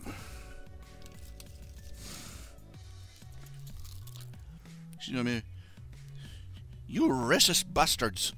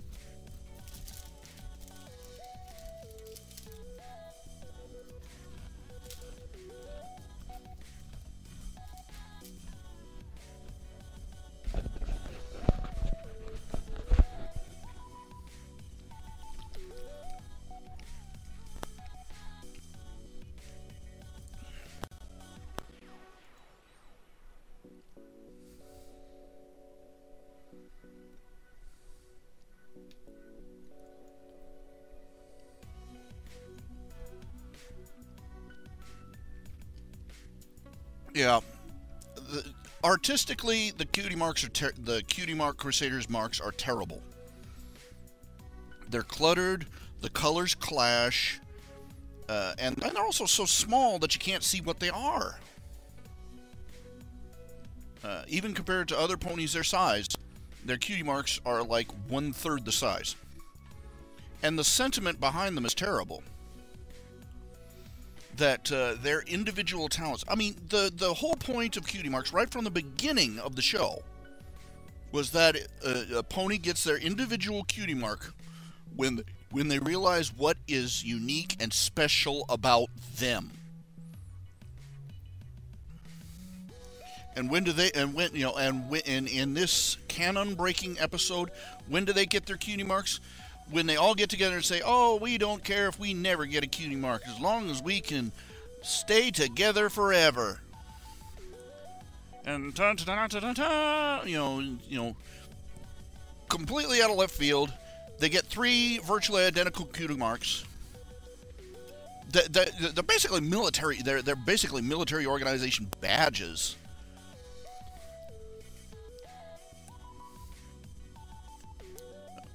Everything that made them unique and individual is diminished and almost invisible. The writers have decided the only important thing about their personality is the fact that they are part of the Cutie Mark Crusaders forever.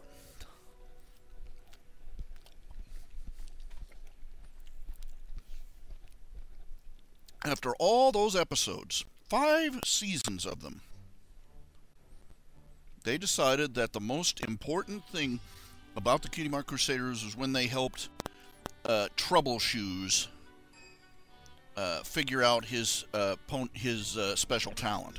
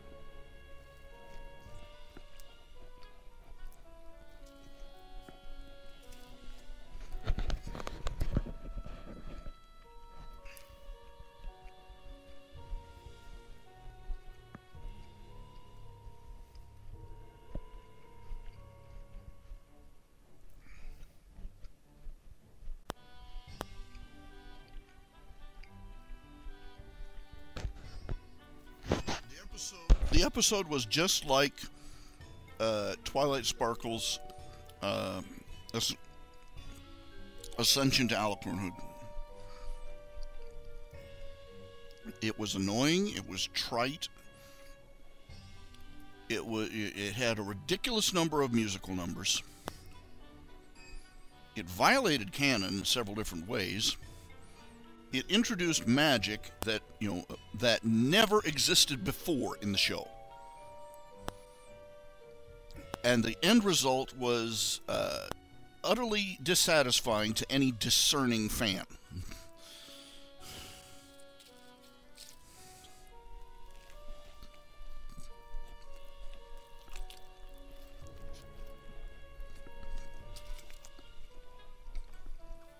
Of course you like that it happened. Everybody has been waiting for the Cutie Mark Crusaders to get their Cutie Marks for 5 years now.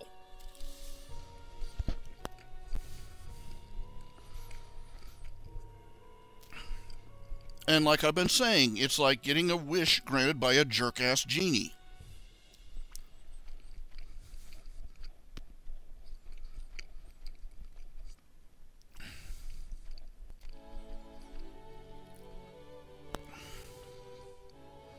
We've spent 5 seasons watching them. We've spent 5 seasons knowing that what their actual, their special talents, their special talents, and over and over and over and over and over and over and over again.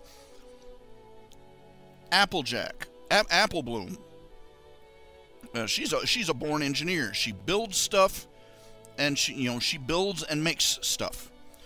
Scootaloo, athlete. Sweetie Belle, musician and singer. That, it was written on the wall, engraved in the wall in letters of stone, right from season 1. But no, their special talent, they share one half-assed talent between the 3 of them.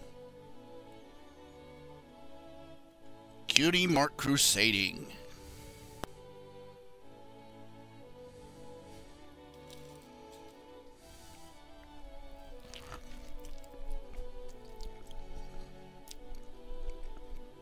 Their lives revolved around Cutie Marks before, and now they're going to revolve around Cutie Marks forever after. It's the pits.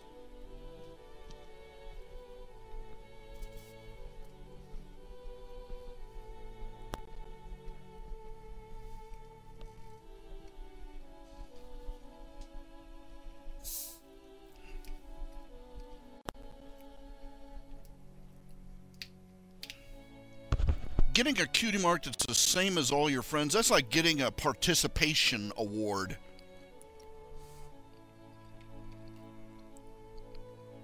In Little League.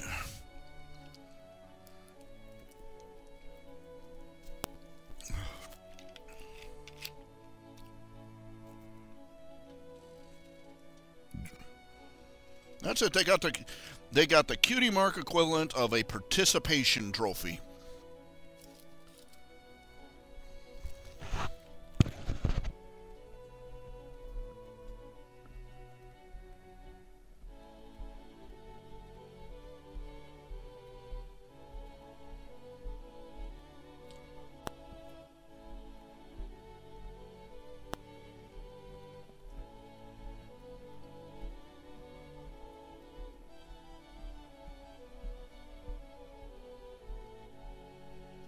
Of course, I point this out, and everybody's like, oh no, this is a great episode. This was a great episode. This was a fabulous episode. This is wonderful. This is fantastic. Yay, ambiguous Cutie Marks.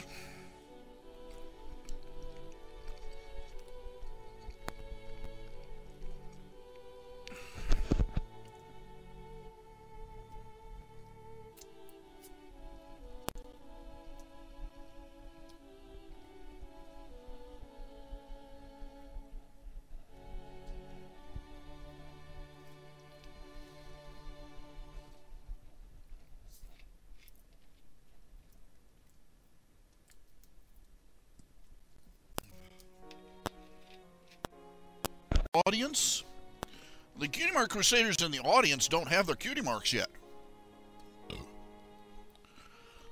In the Nyx verse, they do.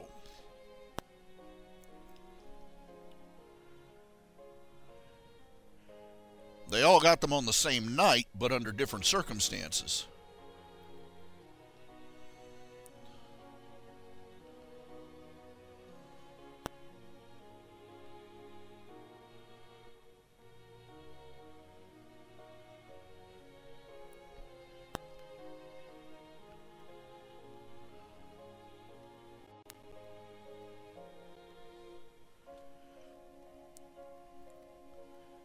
Joanne, they got a participation medal, and the episode spelled out repeatedly that they got a cutie mark in being Cutie Mark Crusaders.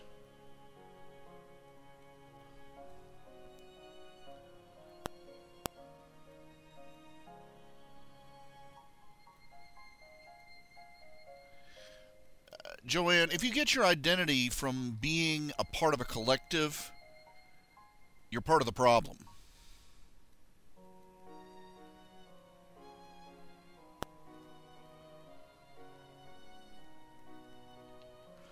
The last thing a herd species needs is another way to say, we are all one and together, one of us, one of us. In fact, that's part of my headcanon, is that the reason they started getting cutie marks is because somebody, probably Discord, decided he was tired of them all of their herd mentality.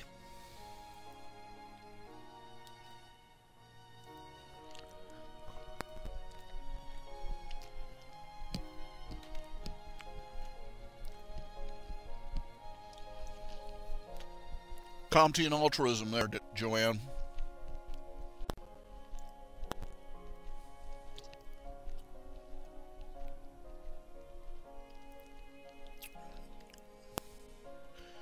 What was it I was looking? I was about to look for something, and I forgot what it was I was about to look for.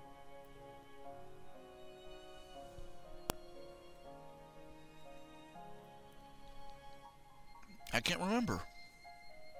I was about to do something. I was sitting here. I was going, here, let me do this. I said, oh, wait, let me sit there in the side. And I forgot. Oh, yeah, that's right. I was going to pull up. There was something I wanted to change in. I wanted to change the description. I made the description of Apple Bloom's cutie mark too complicated in Nightmare Night and Nyx.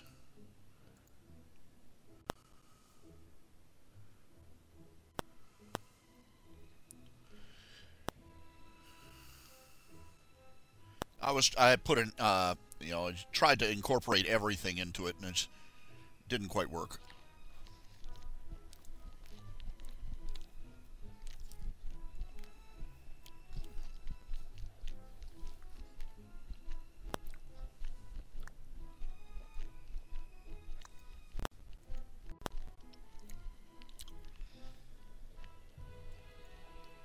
Didn't clean that spoon off enough. It tastes a little bit like potato.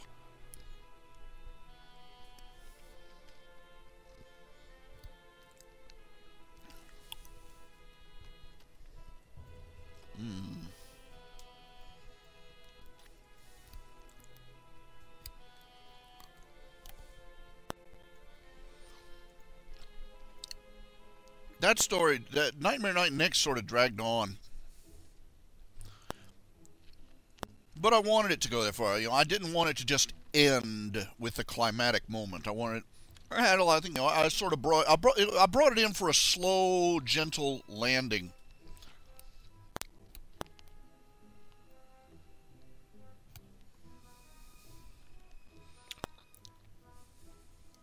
I had people saying, geez, when are you going to finish this thing already?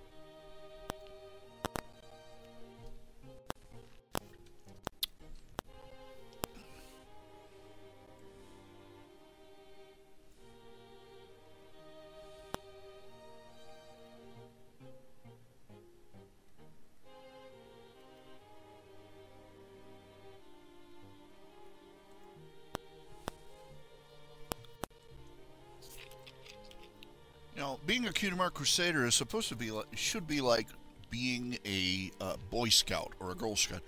You know, that's not, being a Boy Scout isn't a whole life goal. It's something you do to help you go from being a boy to being a man, and to prepare you for being a man. Making it your, making being in the Boy Scouts your whole life,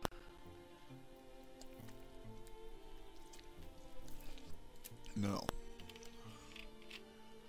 What happens when you're finally an adult and they don't need you as a scout leader? You're not going to make too much of a career out of it. It's supposed to prepare you for life. It's not supposed to be life.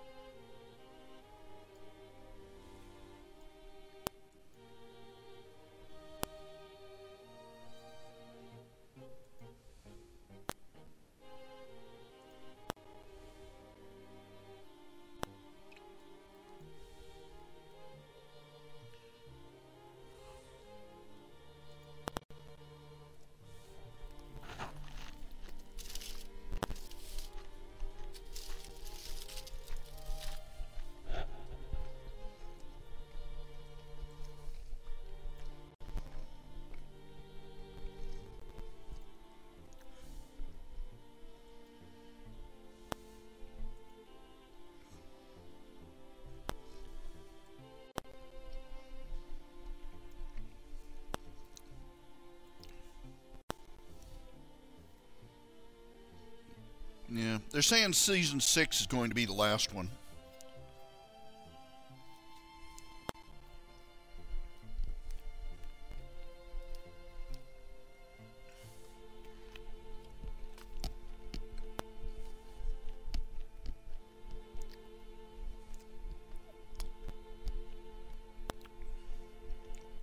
Yeah, I think I saw you put a picture of that on Joanne here, saying that she decorated her husband's, I believe it was his car. You decorated it with 3 diamonds, like Rarity's Cutie Mark, for him.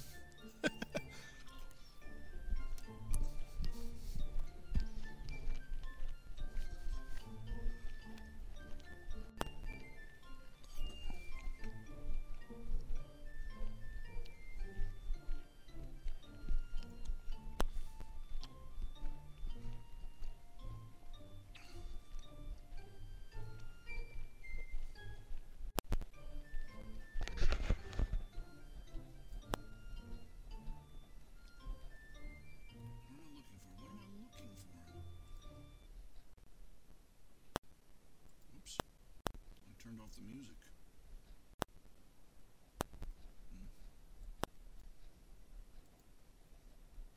Close the wrong window. Just a second.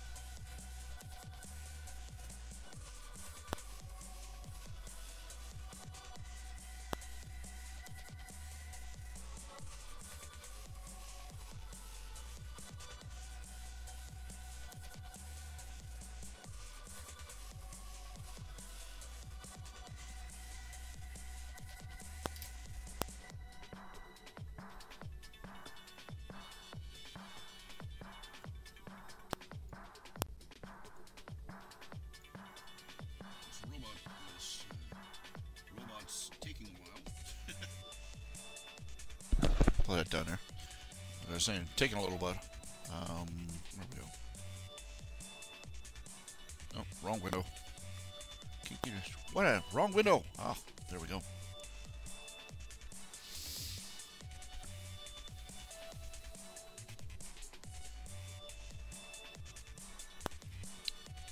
Sort of taking a little bit of inspiration from the style, from the art style of Wild Star, of the video game of the mobile RPG I play, Wild Star.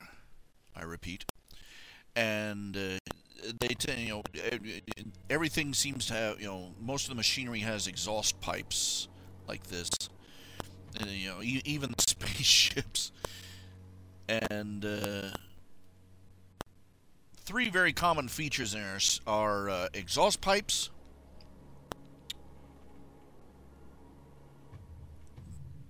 great big screws, like screw heads in things, and in the case of the Exiles technology, what looks like duct tape wrapped around various robot parts.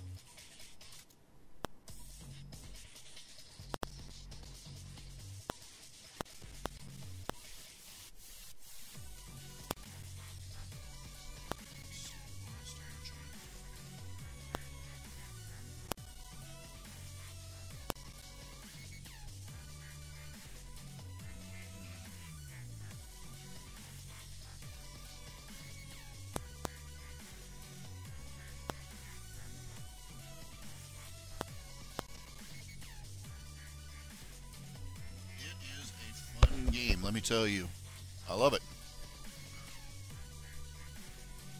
Every time I think I've tried everything, I find something new to take for a spin.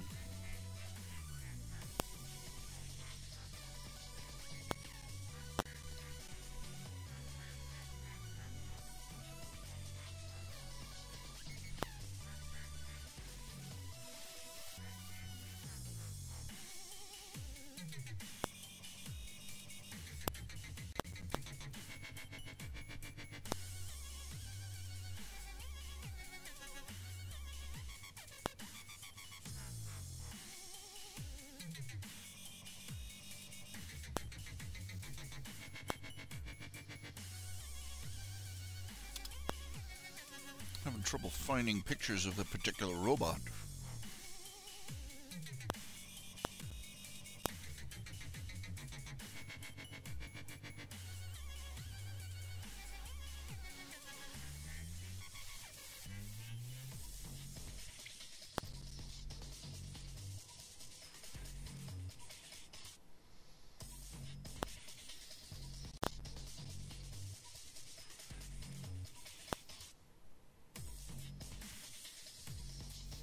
Try this.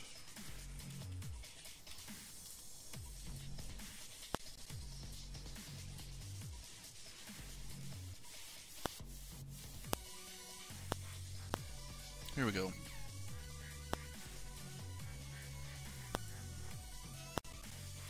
I'm waiting for it to... Takes a minute for it to... There you go. Now you can see, now the left-hand one is one of the big mega robots that stomps around in the Exile capital city. The Exiles are refugees. They've been on the run for over 300 years. because the Dominion, the evil empire of the setting, has been basically running them off their own planets, conquering them, chasing them down. They're the Rebel Alliance, basically.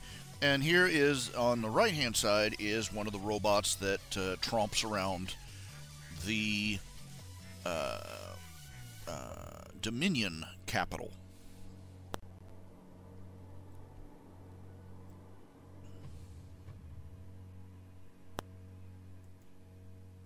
Let me see if I can't.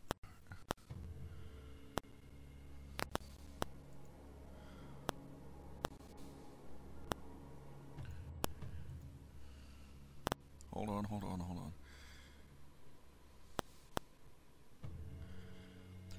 As you can see, the exile robot's really battered, and you can see cloth straps around the plates on its legs.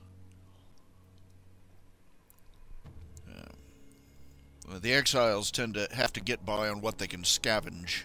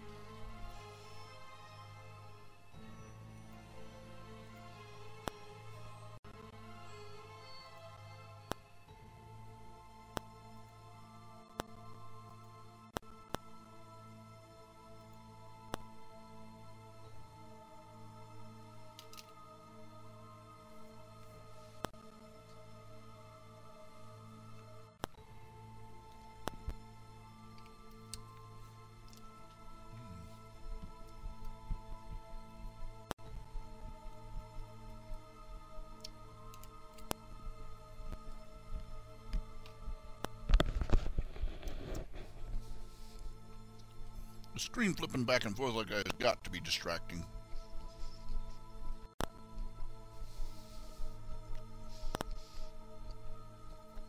Sorry about that, but it's the only way I can see what is being talked about or written.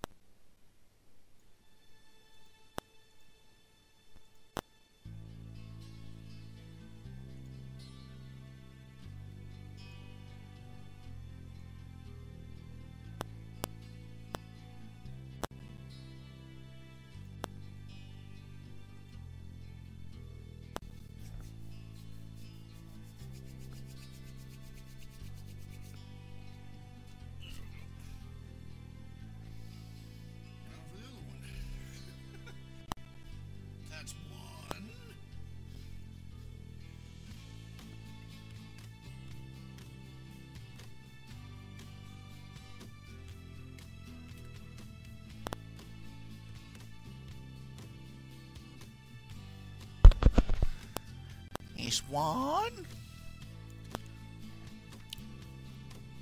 I really want to move on. I want to talk about something else here. I have to say, I'm looking forward to the Halloween episode. I've seen the trailers, little bits of it. Might get some interesting world building. It shows ghosts floating around in that, and we get the return of Flutterbat.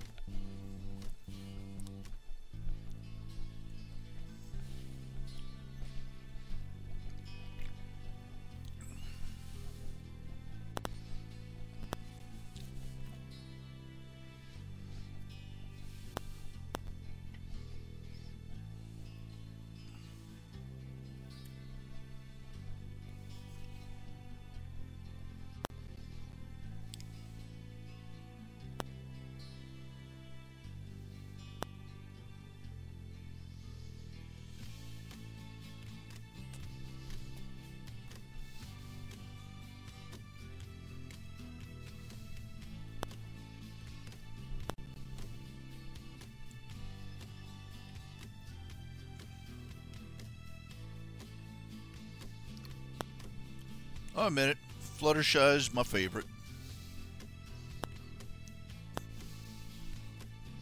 Twilight Sparkle is my second favorite.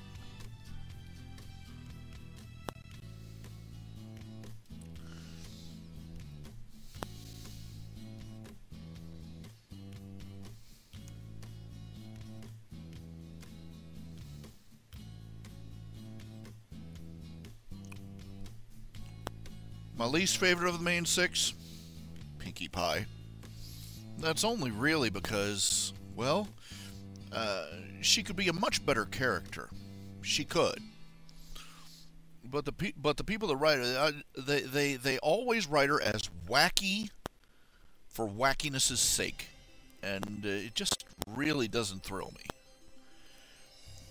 You know, instead of making, she's supposed to be the element of laughter. It's about making other people laugh, not about being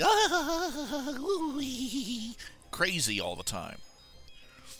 And unfortunately, they write the way they write. When you make these wackadoo characters, they're always insensitive.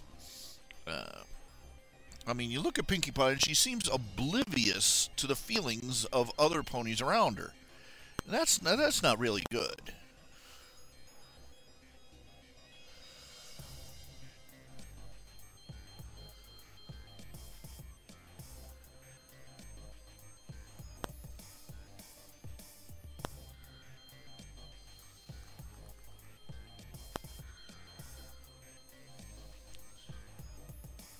She very rarely gets any real character development. You know, any real depth to her personality. Except in a very rare instances when things aren't just going well for her. And then, you know, it's, you know, when Cheese Sandwich came to town and she suddenly wasn't the #1 party pony anymore. All her emotional development has been rather self-centered, really.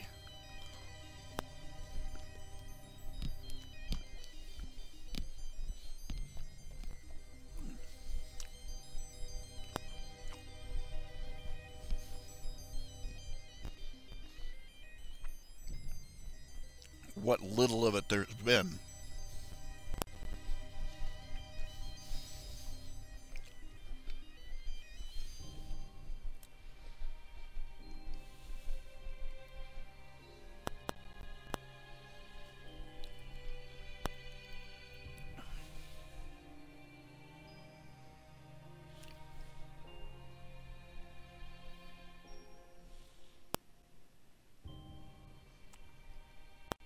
You know, all about her emotional issues.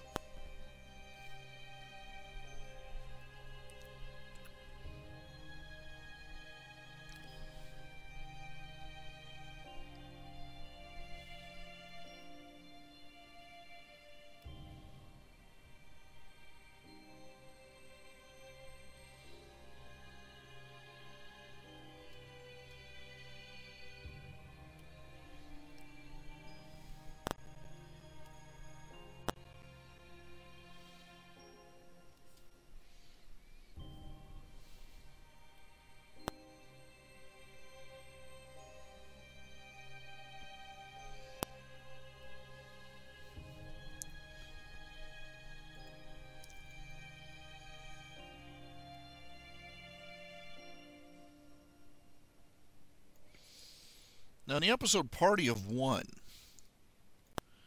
there was a moment where they had a very interesting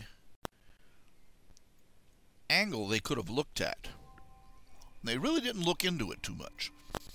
Where everybody, all the ponies were everybody, she had just thrown one of these big parties for Gummy's birthday of all things. And everybody was leaving, and she was, with this anxious look on her face, was asking me, would you like to stay a little bit longer? Maybe have some, I've got lots of cake and stuff left over, just trying to beg them to stay a little bit longer.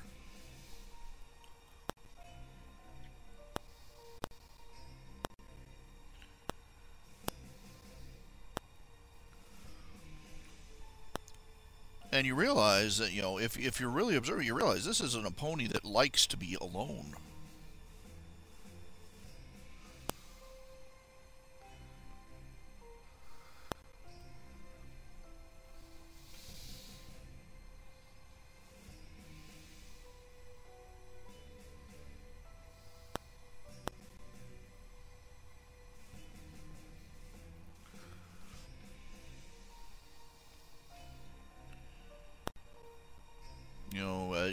It gets well across that she's insecure because she thinks that her parties are the only reason. She thinks that her parties are the only reason anybody likes her.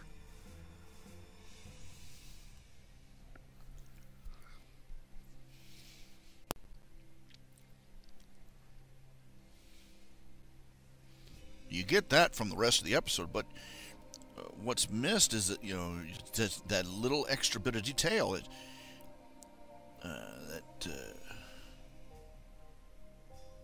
she throws all these parties because she doesn't know how to deal with anybody in any other way.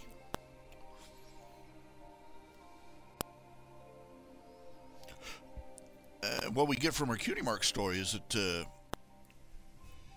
she saw the Sonic Rainbow, and she saw a rainbow, and the only thing that she'd ever done in her life that made people in her family smile was throw that party.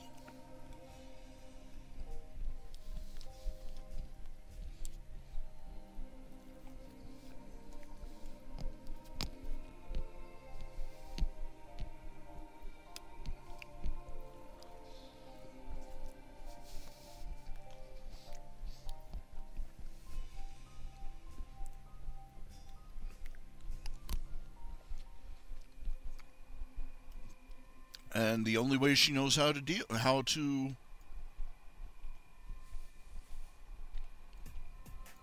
relate to other ponies is with balloons and cake and dancing and, basically a children's birthday party. That's all she knows. And in a way, that's kind of sad.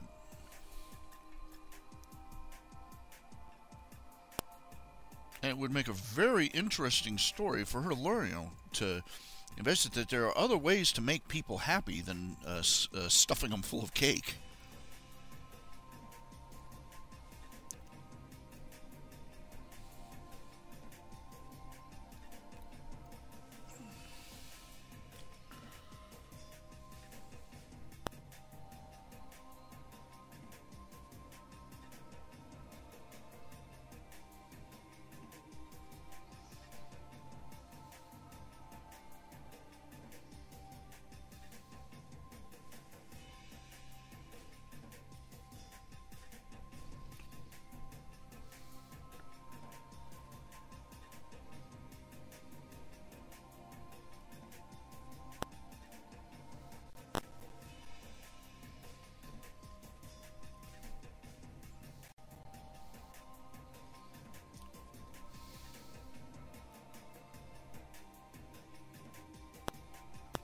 We had the episode with Cranky, but at the end of it, she really didn't seem to understand.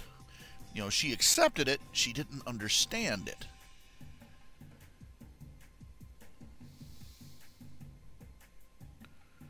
That's a big difference.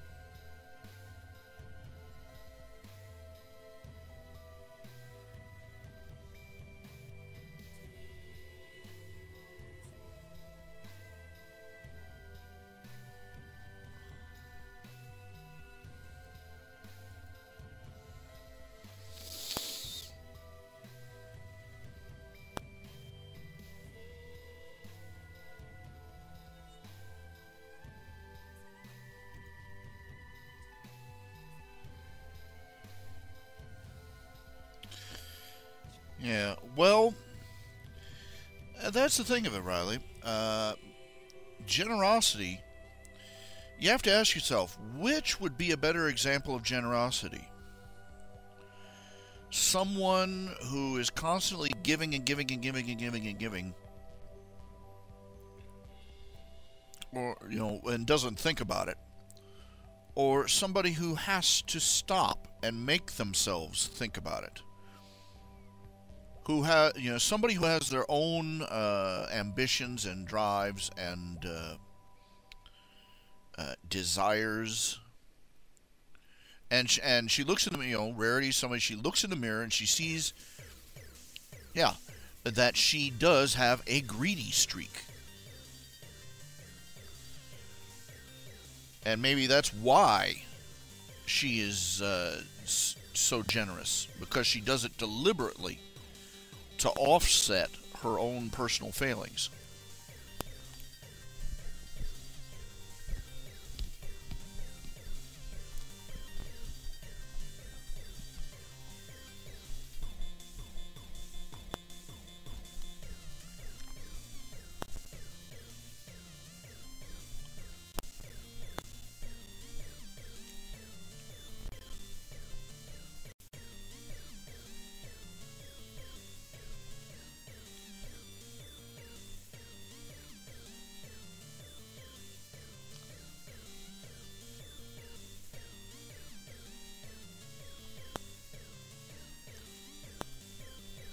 She recognizes that she has a greedy or selfish streak, and so she works at being generous deliberately.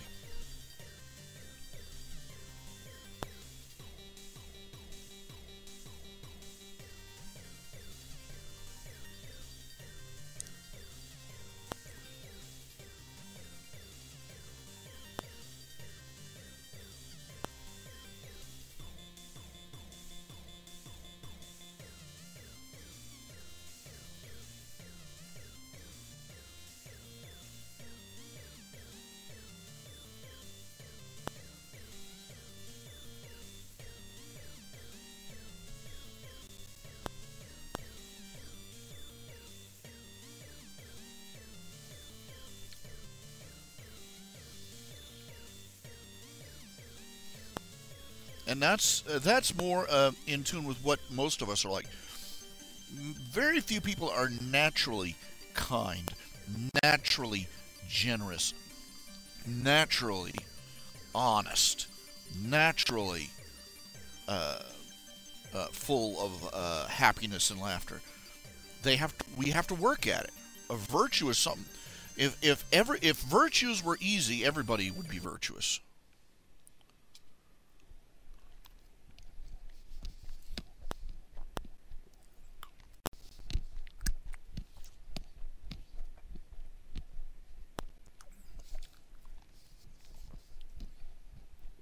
And also, Rarity helps point out,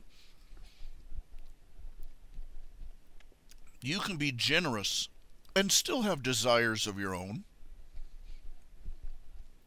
And you're not an ogre or a monster for having those desires or wanting them filled.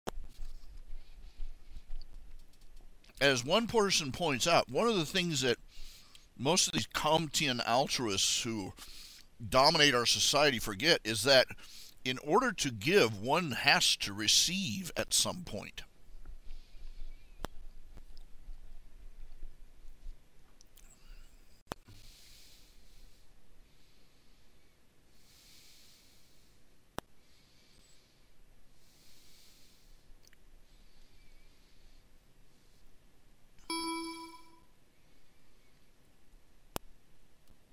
We got too many people in our society who think that, thanks to our political environment, that taking other people's money and giving it away is charity.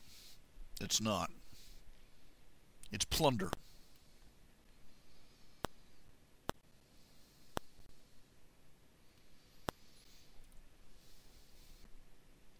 They think they're being generous. There are people in the government who think that they are being generous because they give away other people's money. You know, they're out there handing out taxpayers' dollars to people for everything under the sun. Oh, we're so generous in giving. They literally think that.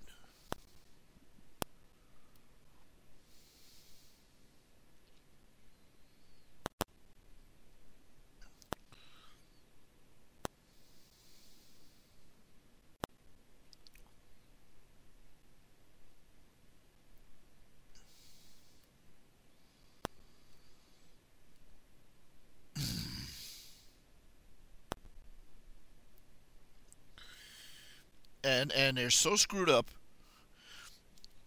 They think that you are selfish for wanting to keep more of your own money. Think about that. They call it greedy to want to keep what you've earned. And they call it charity and generosity to give away somebody else's money.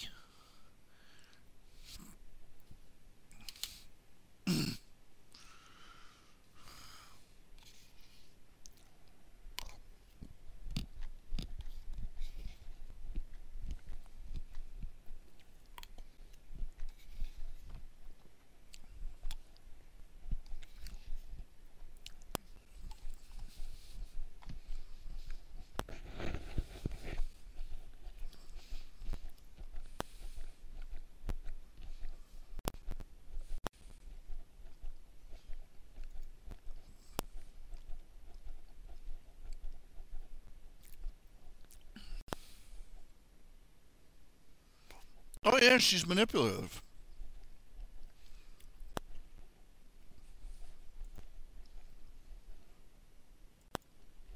But man, you want to talk manipulative? Watch Fluttershy.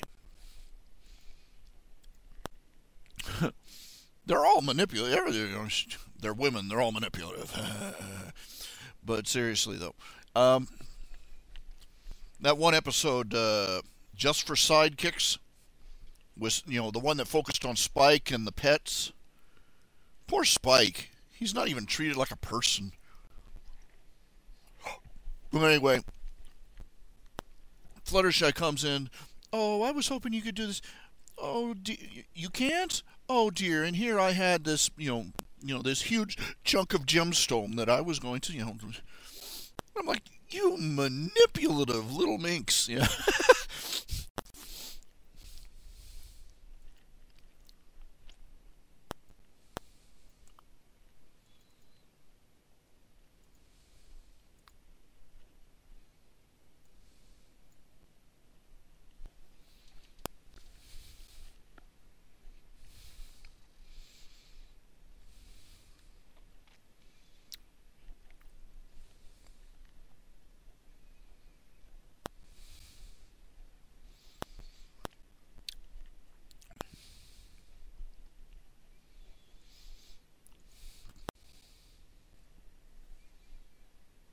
I hated that one. Yeah, it was. There was. This is how to be self-assertive, and she wasn't being self-assertive. She was being. Uh, she was yanking that poor guy around by his hormones.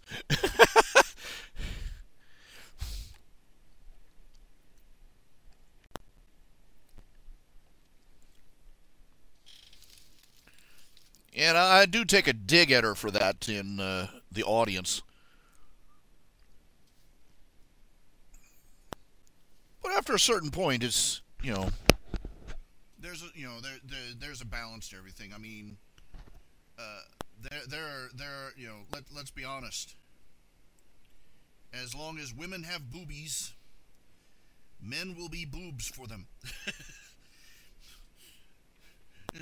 Women do not have to try hard to manipulate men.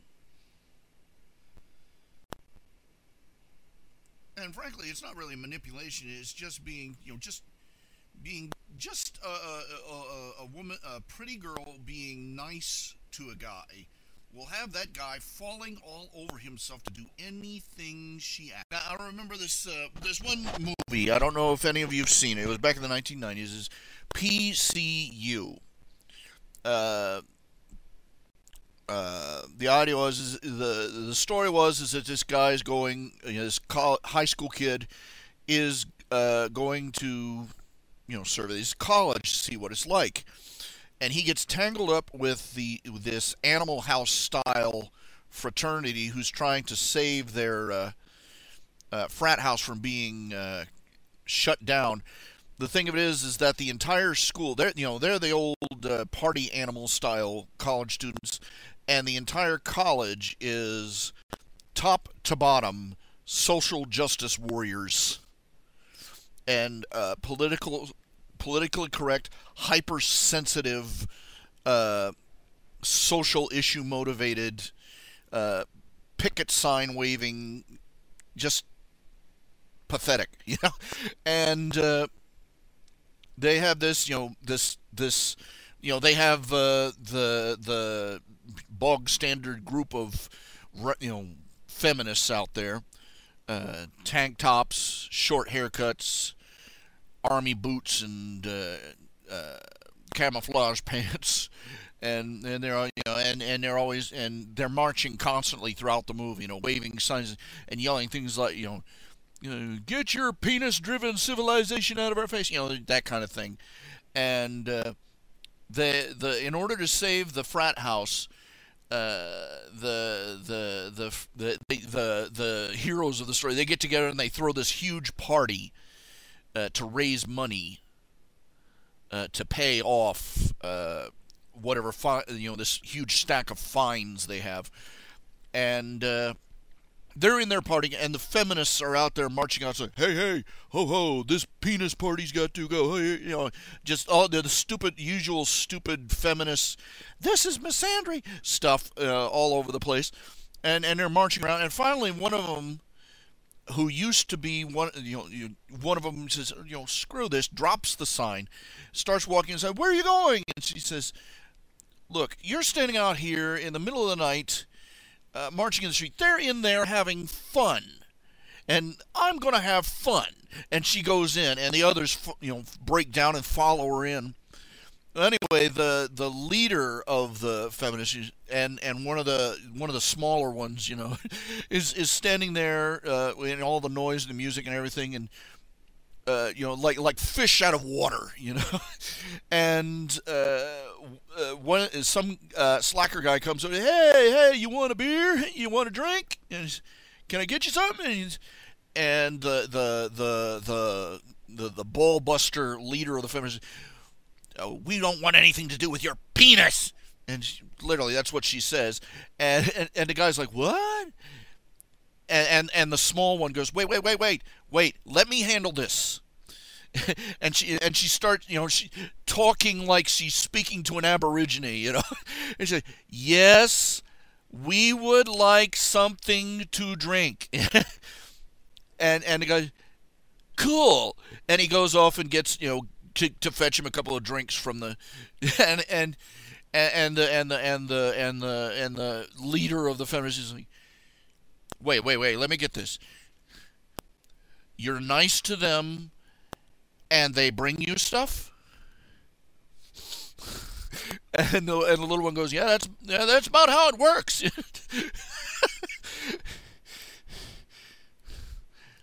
It's like watching Tarzan meeting other human beings for the first time.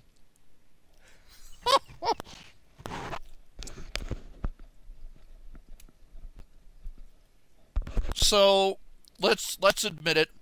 Rarity is just using, tale as old as time there.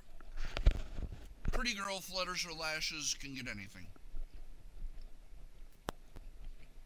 And in the more decent cultures, even the plain-looking ones can do that.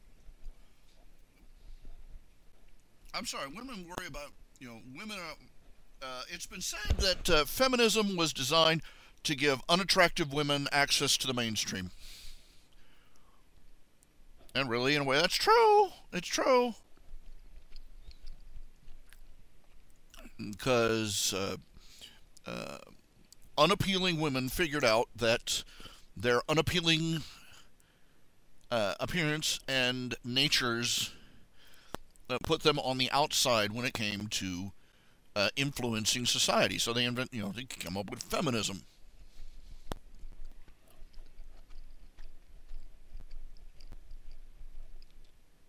And it was stupid because, quite frankly, in a real civilization, in a modern Western civilization,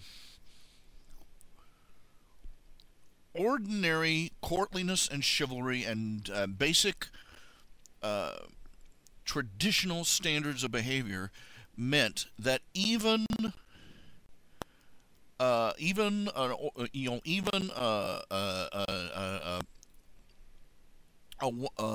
well, let's say it, even an ugly woman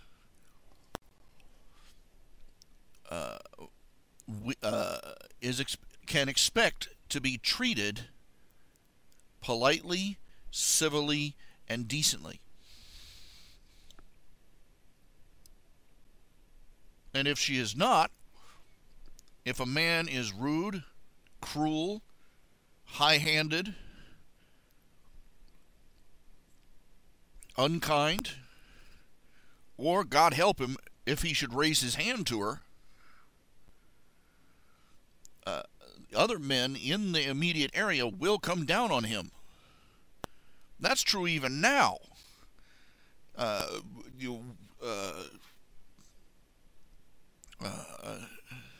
Unless it's really immediately obvious that the woman involved is an absolute steaming bitch. If a man and a woman get in a fight in a public place, every man in the immediate area, in America at least, will turn around and latch onto him and turn him every which way but loose.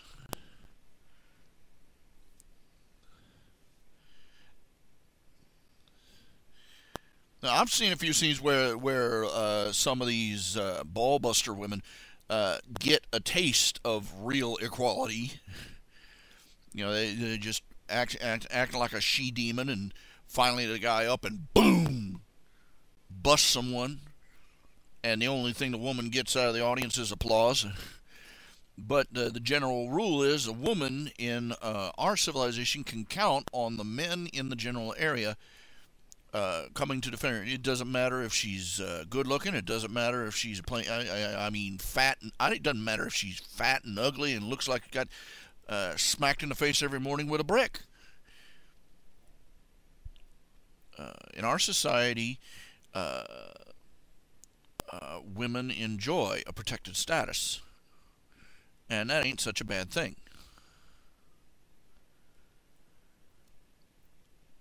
The young, the elderly, the infirm,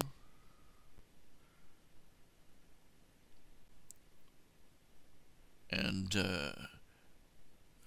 women who behave at least even minimally decent, a woman will be treated with respect, or our society is at least expected to treat them that way. If these women want to see what a real patriarchy is like, they're perfectly welcome to get a ticket to Iran.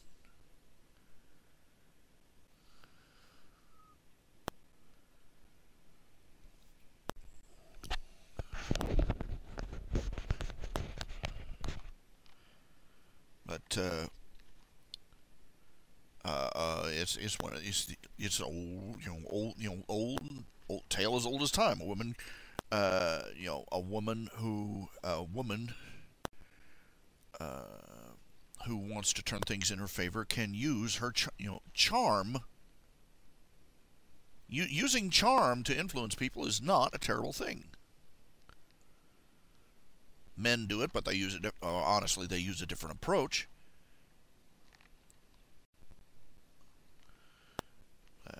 For the context of that particular episode, though, they were supposed to be teaching Fluttershy how to be assertive, which basically means is that trying to teach Fluttershy that yes, you have a right to step up and expect to be treated fairly by other people.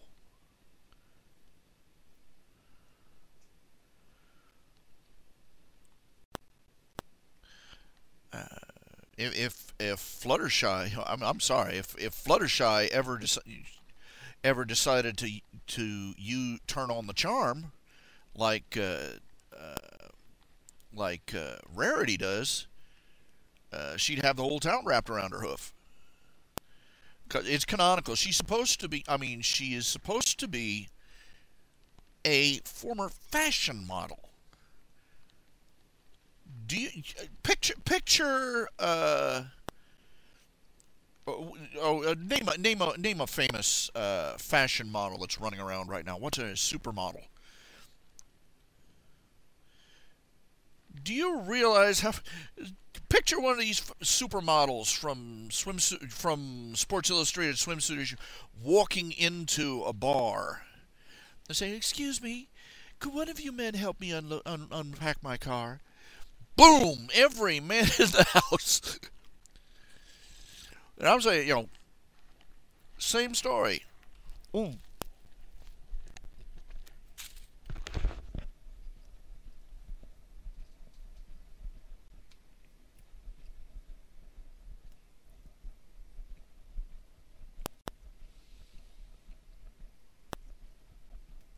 Well, for the context of the episode,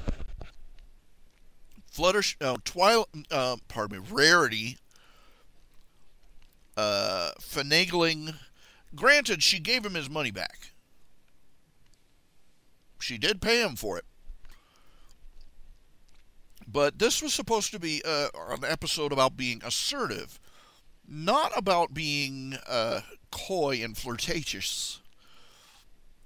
And in Pinkie Pie's case, no, this wasn't supposed to be a lesson in how to do the Bugs Bunny duck season, wabbit season routine. Neither of them were being assertive. One was, they were both using guile.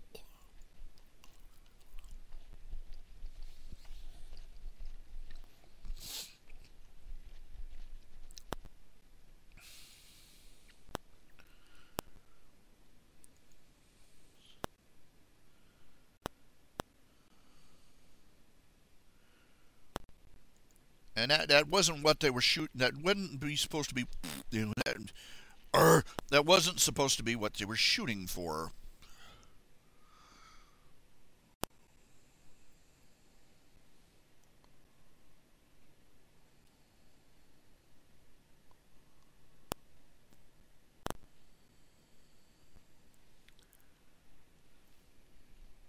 I have to admit, Iron Will was an interesting character. He's the first antagonist that they've brought out who wasn't actually a villain.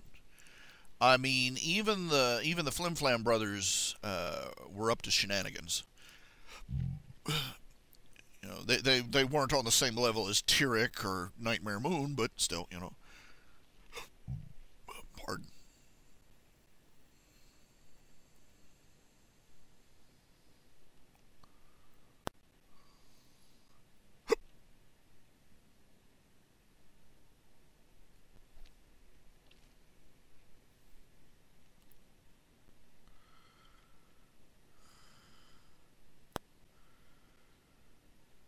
But Iron Will, he was the antagonist of the story, but he wasn't a villain.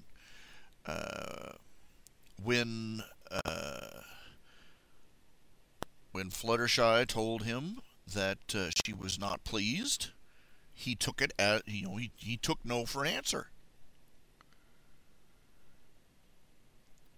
and he left. And his attitude is that he had learned something from the experience. You go, maybe I should use that in my next lecture. So it's very interesting. It's very interesting to see a character written like that.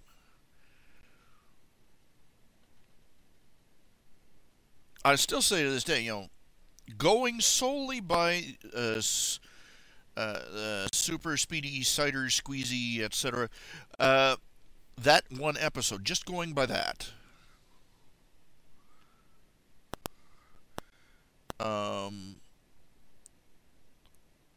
If you knew nothing else about the Flim Flam brothers, it was wrong to portray them as being con artists. They were not con artists. They had a product, and a service that they offered, and it delivered.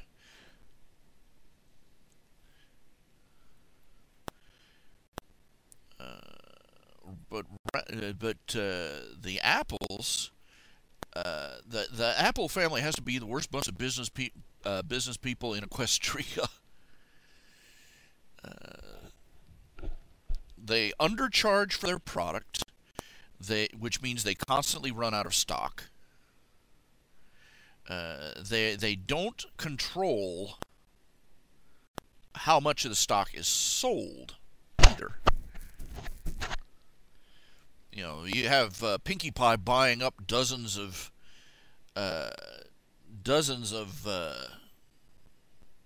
mugs of the stuff at one go. What a surprise that half the line in back doesn't get any.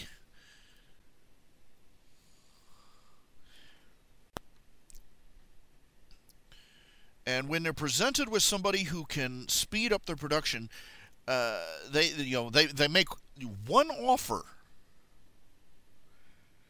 and boom, no deal. They don't try to barter. They don't.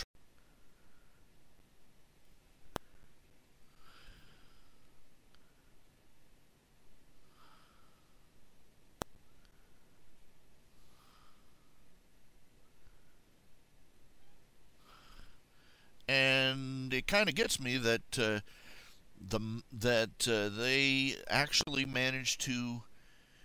I mean, they actually managed to get away with with the mayor promising that whoever won the contest would have a monopoly on selling cider.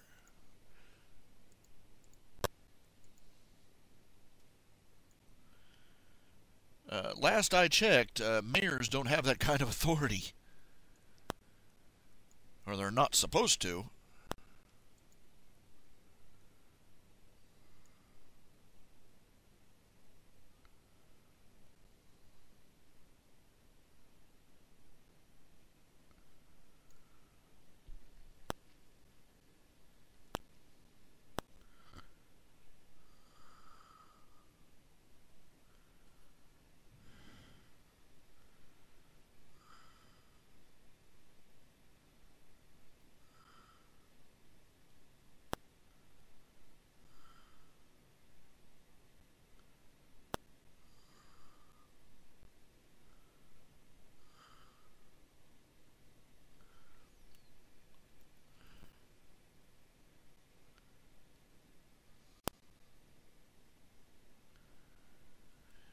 And think about it. If can you imagine how bad they'd have to be at business for one seasonal crop?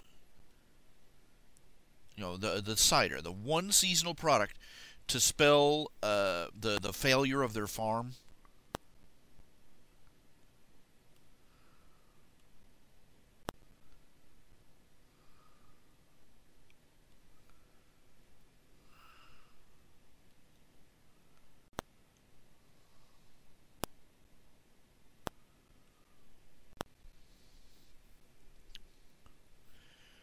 I keep saying this over and over.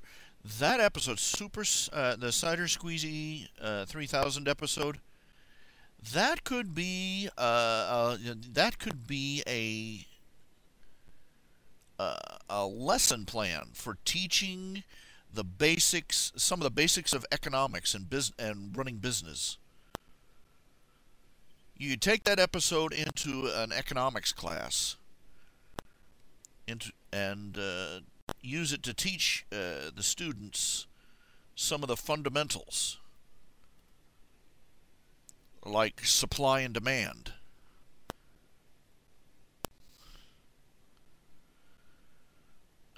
Price adjustment.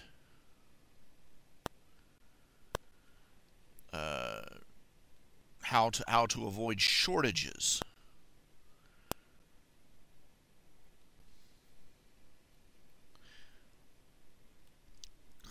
The principles of economic competition. You know, just an endless list of topics you could address with that episode. And again, I whaled on that one a bit in the audience.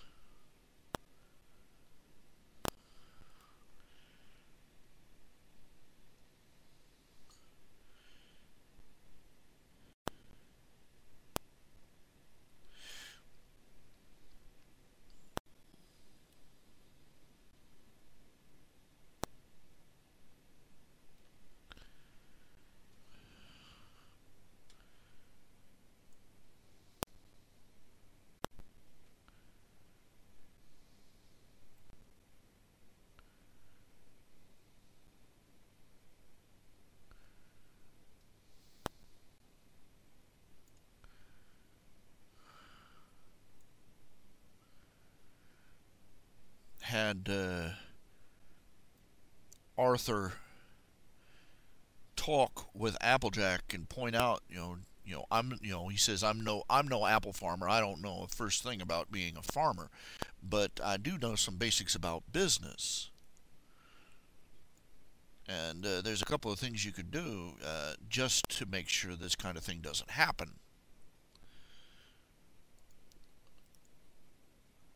And he says, first off, you need to raise your prices. You're obviously selling too low. And she says, oh, we don't want to cheat our neighbors. And he says, you're not cheating your neighbors. Think about it. You're cheating your family. You don't want to cheat your neighbors, but do you want to cheat your family? They're the ones breaking their backs making this stuff. And you're underselling. They work hard on that, making that cider, and you're selling it for less than it's worth.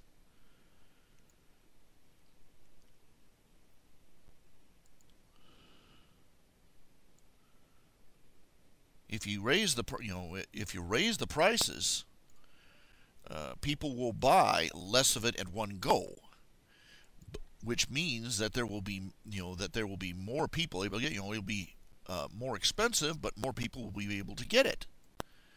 What good does it do you to have a product that one person at the beginning of the line buys up, then nobody else can get it, and you lose customers that way?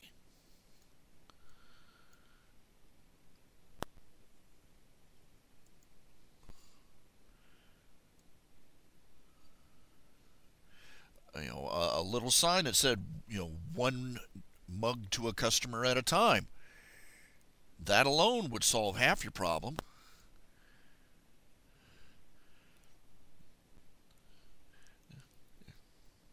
And you need to start hiring some help. We've seen 5 episodes, and we have seen 0 hired help on their farm. I don't care how magical Equestria is. You don't run several hundred acres of farm with just 4 people. Even family farms hire help.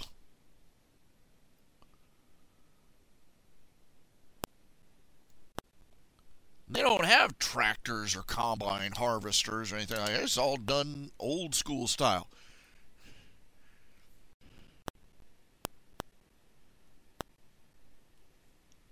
That's why so many writers, fan fiction writers, it's practically fan canon that Caramel, a little brown earth pony with 3 horseshoe cutie mark, is their regular hired help.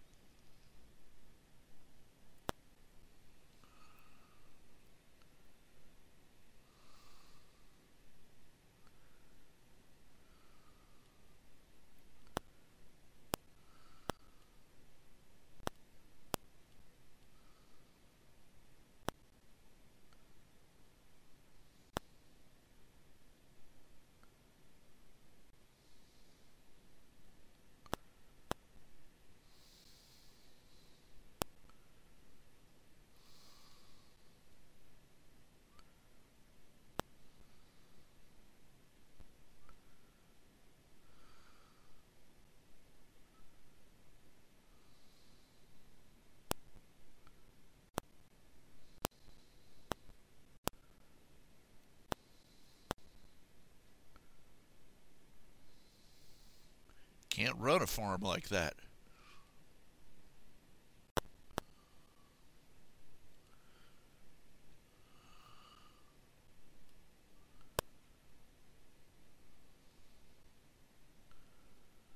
I pointed out other things that she did. She didn't inquire ahead about the Grand Galloping Galley. She didn't find out what kind of food they served there. She didn't check to see if it was even permitted to be there with a business.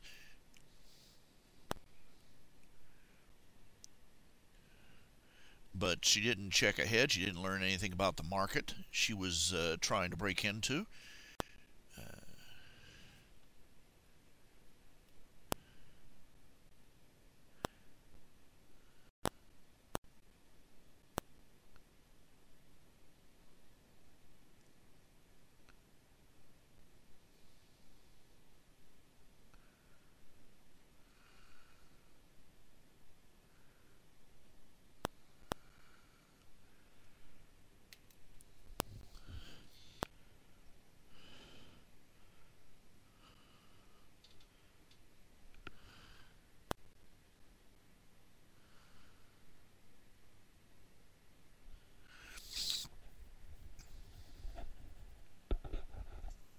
She lets one person, they let one company be the man.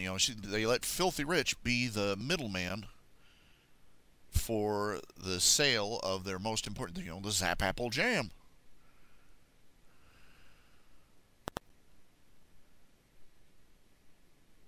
When they ought to be inquiring around and finding some competitors.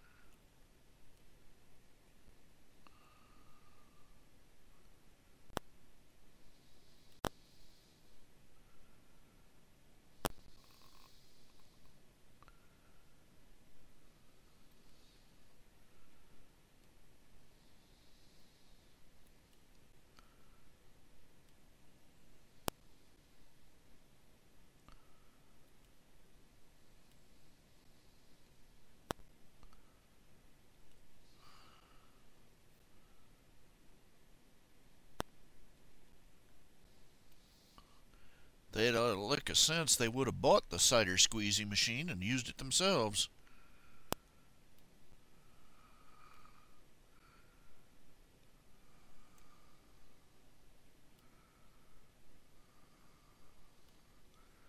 But no, the usual status quo thing. That's the thing of it. A machine like that actually worked that could actually pick apples off a tree like that, that would be worth a fortune. To this day, most farmers have to use manual labor or manuel labor. Si, senor. Yes, I just made a Mexican migrant farmer joke. Deal with it.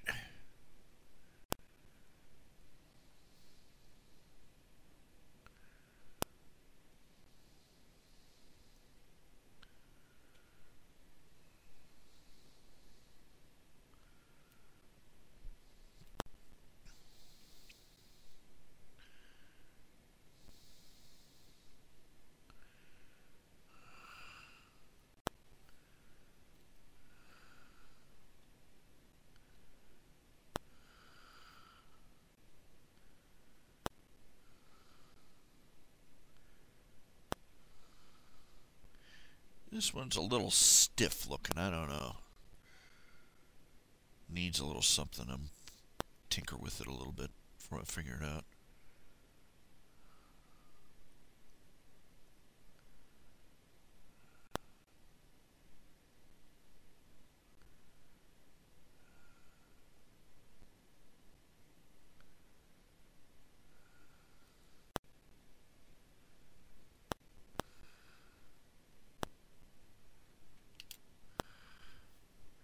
Yeah.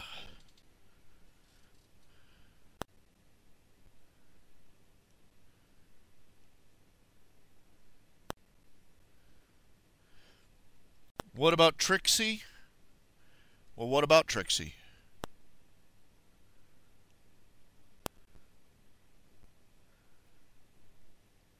There was a character I think really got shafted.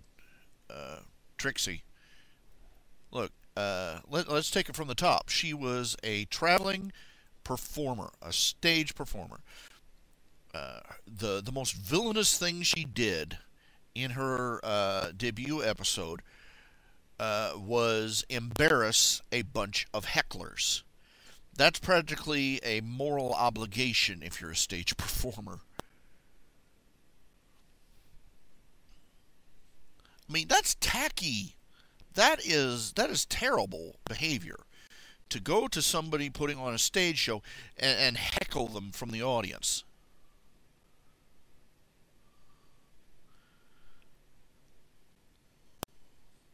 Now, if they had no, the problem was is they didn't, they wanted to have a braggart.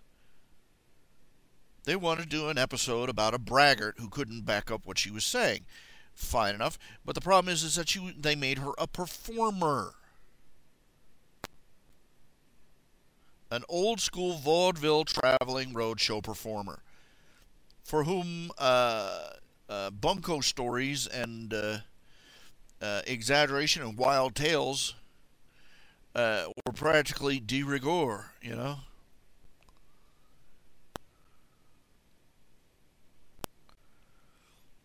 Barnum and Bale, P.T. Barnum, all the way back to that.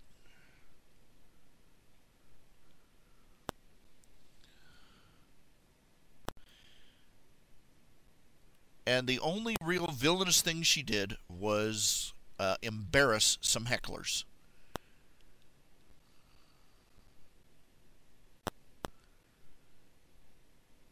Now, if they had had her come in a professional aspect, I am the greatest magician in Equestria, I can fix whatever you need, and it bragged about being able to fix or do anything that that would needed to be done by the town, and she was revealed as being a fraud, that she was unable to drive off the to, let's say, she was hired to drive off some pests that were bothering the apples farm, or she was hired to make potions, love potions for love-stricken ponies, or just stuff off the top of my head here. What I'm thinking is that she should not have been an entertainer. If they wanted to make her a braggart, they should have made her a professional pony who capable of doing, who lied about her qualifications. Have the town hire her to do something. The town approaches Twilight Sparkle, and we heard you can do all this incredible magic stuff. We need you to evict the Timberwolves from from the forest, and she's all self-effacing, and in comes the great and powerful Trixie, who promises to. Who claims that she can do it with one hoof tied behind her back, and then she fails. But as it stands, Trixie, she did a stage performance. She told a bunch of tall tales, and everything that happened, nothing that happened was her fault. It was two of the townies, Snips and Snails, who led the Ursa Minor into town.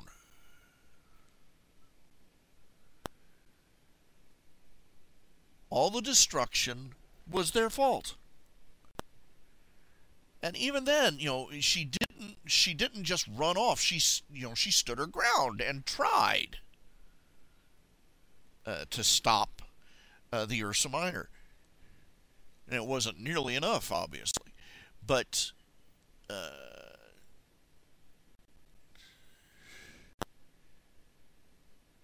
the episode ends with her having to run for her life, and Rainbow Dash getting ready to chase her down. It was obvious they were blaming her for what happened, even though she had nothing to do with it.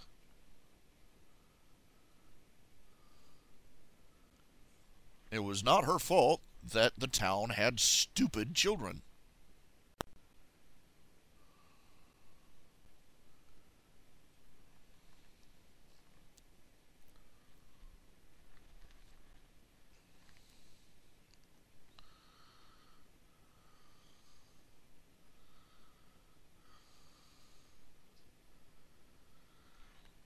When she came back, granted, she had a legitimate grievance. Her home was destroyed. You're traveling. She was a traveling performer. That wagon wasn't just her luggage. That was her livelihood. That was her home. Smashed to rubble. All her possessions just turned to trash.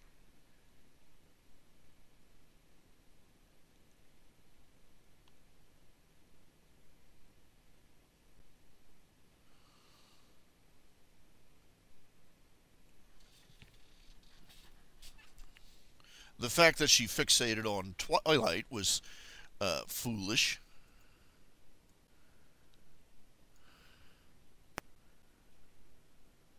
But then again, she was wearing the Alicorn amulet, which wasn't exactly doing too much for her brain. I've had it canonical that, in the Great Alicorn Hunt, she reveals that she originally just found the stupid thing and wanted to... the reason she bought it was because she wanted to buy it to boost her power so she could make a comeback. She wasn't out for revenge at first, but once she put the Alicorn amulet on, her brain was no longer firing on all 6 cylinders. Well, Trixie, okay, she was an antagonist who became a villain. Let's leave it like that. Let's say it like that.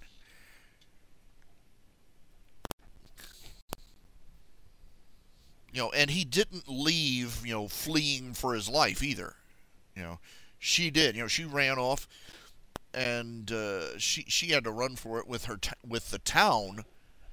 It was self-evident. She thought the town blamed her, and the way that they reacted when she ran off says that yeah, the Ponyville ponies blamed her.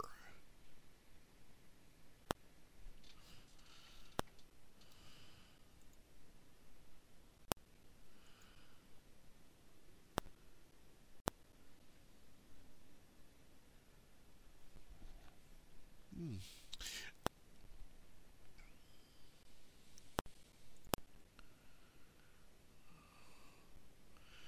But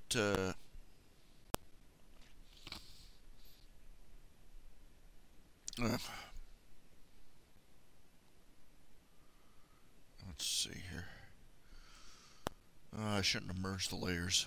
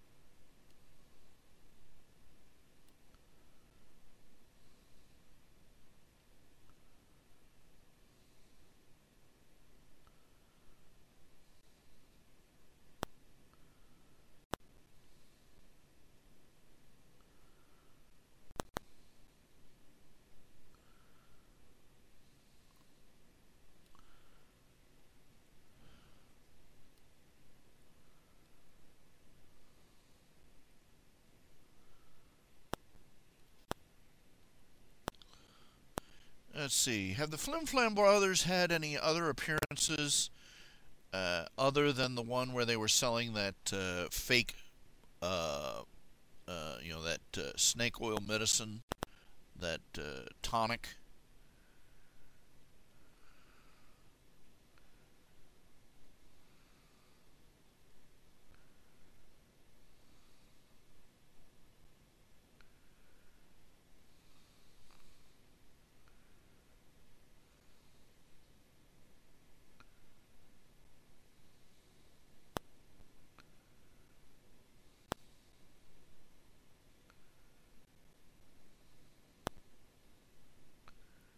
I don't recall them being back since then.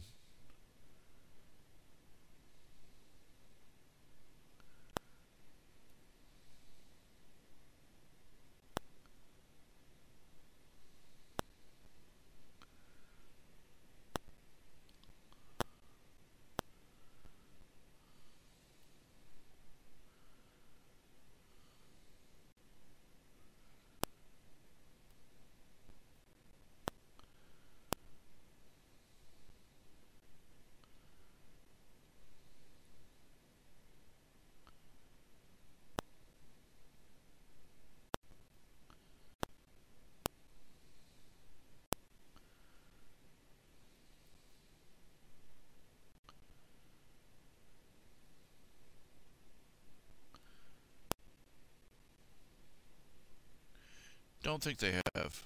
No, no,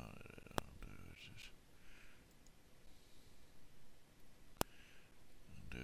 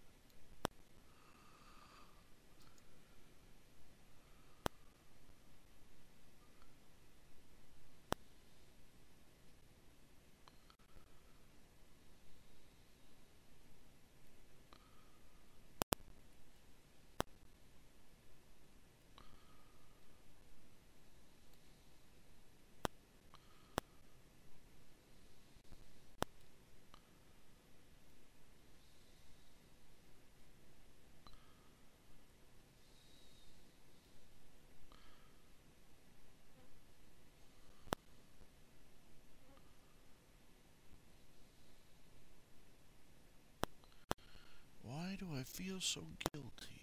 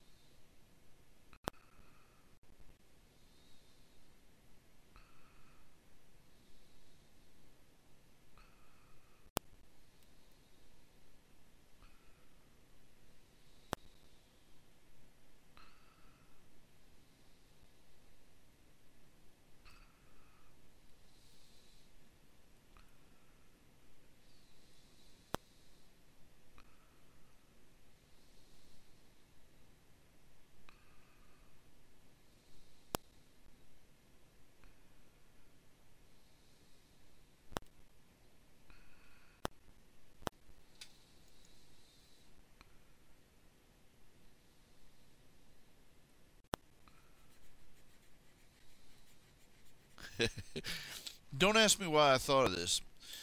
It was a while ago. Which superhero was it that had, died? uh,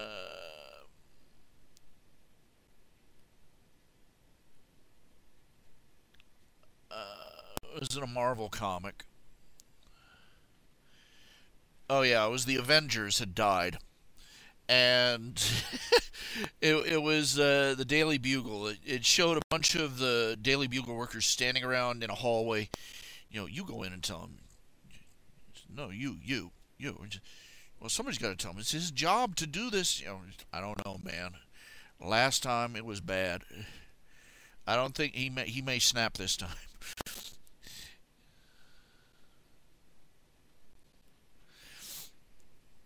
And they go in there, and he looks up and he says, "Oh no, no, no, no, no!" And it turns out that the guy writes the obituaries for the Daily Bugle, and all the heroes who keep coming back, and the heroes keep coming back, and he's on the edge of a nervous breakdown because of it. He'll go he's written obituaries for every superhero in New York City, at least once and twice for many of them. And he's losing his mind, and then he come in and tell him, you've got to write the obit for the Avengers, and he's, oh crap. he's a scrawny guy with like 5 days worth of salt and pepper beard, just strung out on coffee and cigarettes. He's like, I can't take it anymore. They're doing it to me on purpose.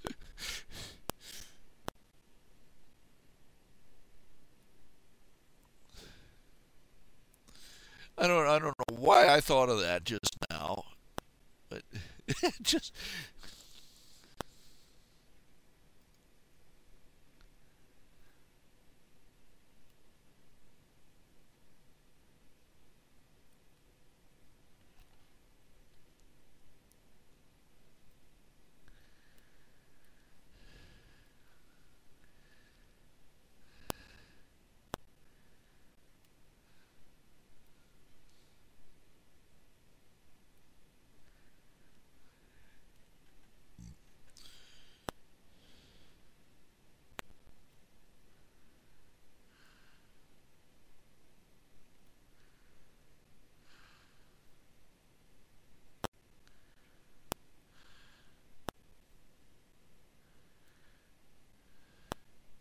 it still tickles me just to remember. I've said this before. Cartoonists, web comic book writers, superhero comic book writers are men who are afraid of scared to death of character development.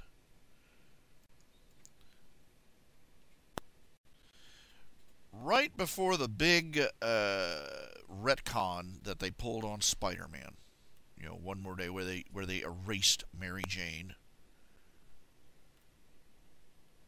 Joe Quesada, you dirtbag. Right, they had massive character development going on for Spider-Man.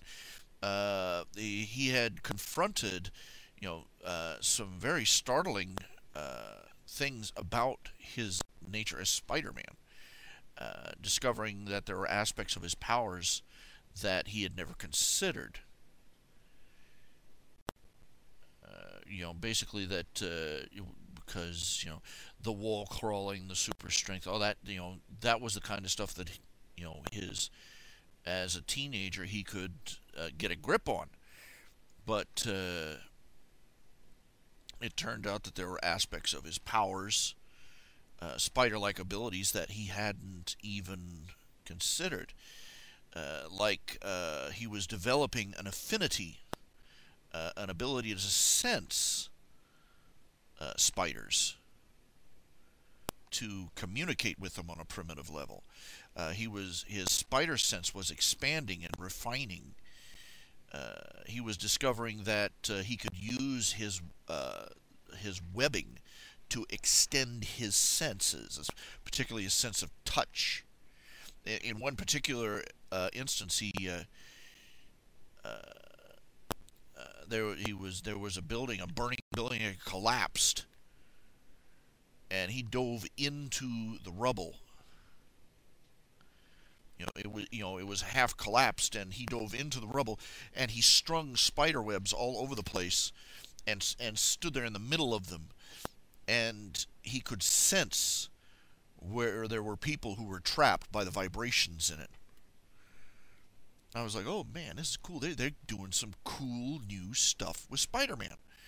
They're not crazy changing him like they did with Superman, but they're doing something really, really different, coming at this from a new angle. And I was so pleased. And then Joe Quesada struck, and pretty much 20 years of character development for Spider-Man and Mary Jane got just out the window. And they've been trying to justify it ever since. They've gone so far. They had Spider-Man and Mary Jane meet again, and this time, cold fish. Oh, tragedy, there's nothing there. I guess we can forget all about Mary Jane and Spider-Man ever being married, blah, blah, blah. this is why Stan Lee is my hero, my personal hero, because apparently he has some sort of control over the character, some contractual agreement. He created the character, and he has complete control over the newspaper comic of Spider-Man. That was the agreement he signed, and he decreed that in his comic, screw Quesada. Mary Jane and Spider-Man were still married. And I'm like, Stan, you are the wind beneath my wings.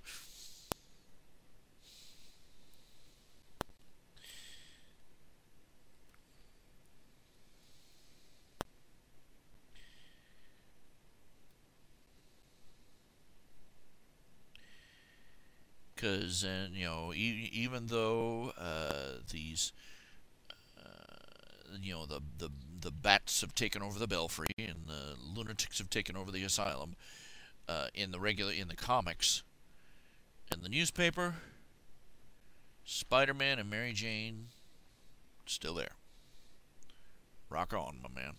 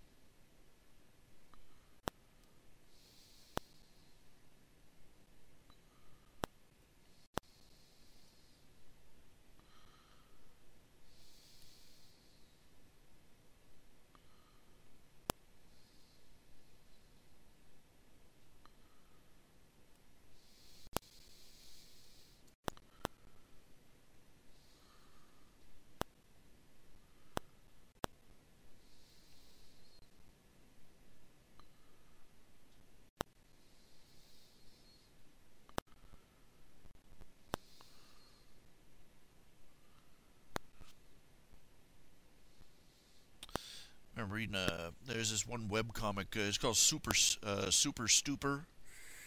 It's a side comic done by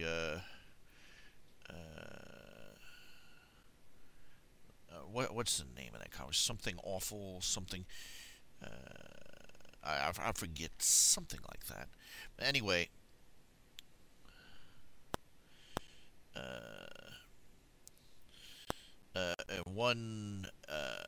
in one episode of the comic,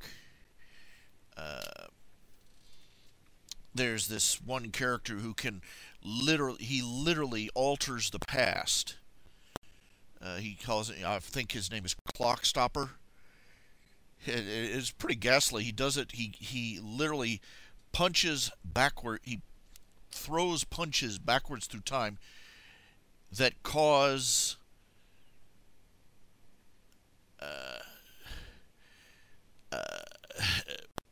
pregnancies to abort. So you get some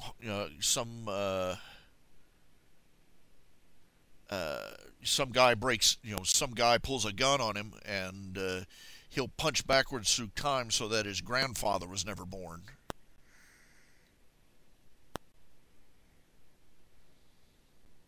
Pretty ghastly, but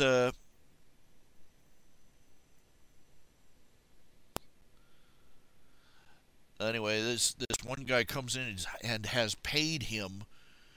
He's this fanatic stalker fan of a superhero called Spider Monkey, and then Spider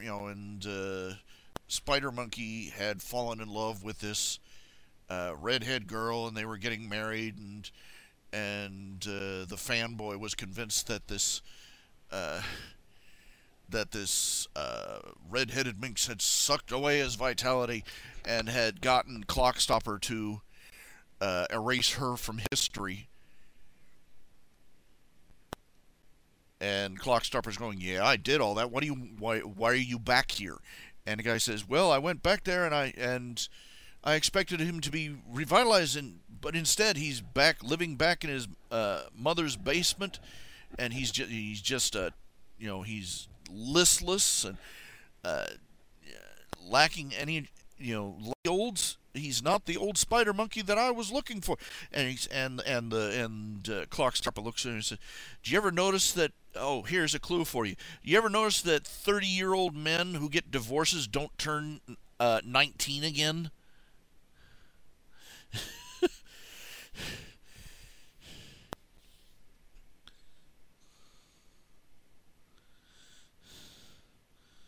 He said, by erasing his girlfriend from history, you didn't make him young again. You just made him old and lonely.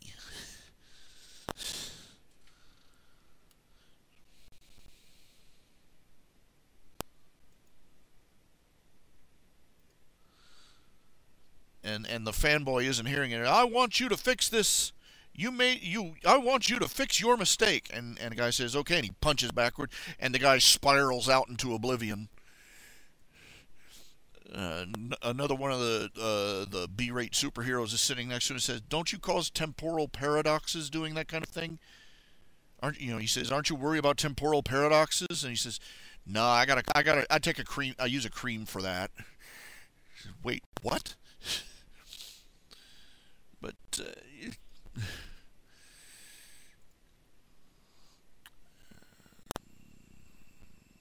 joke aside, he ruined. I'm never going to stop harping on it.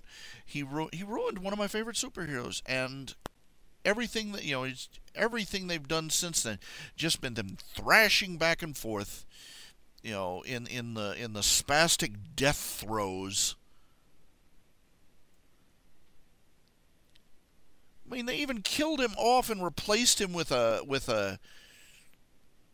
what was he, half black, half Mexican. Was he Muslim too? I think. No. That was the Muslim kid is the new Miss Marvel.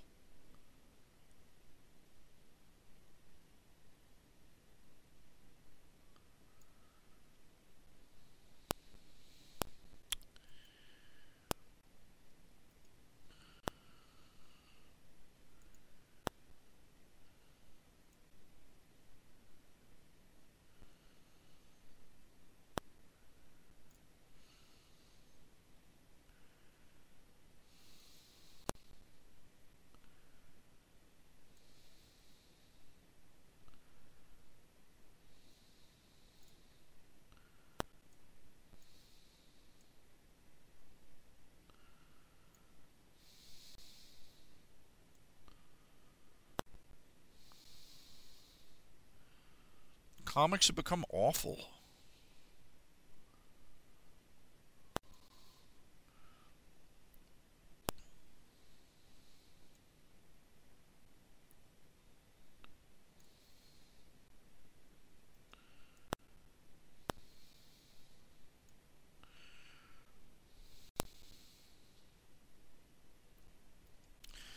It's because Western comic writers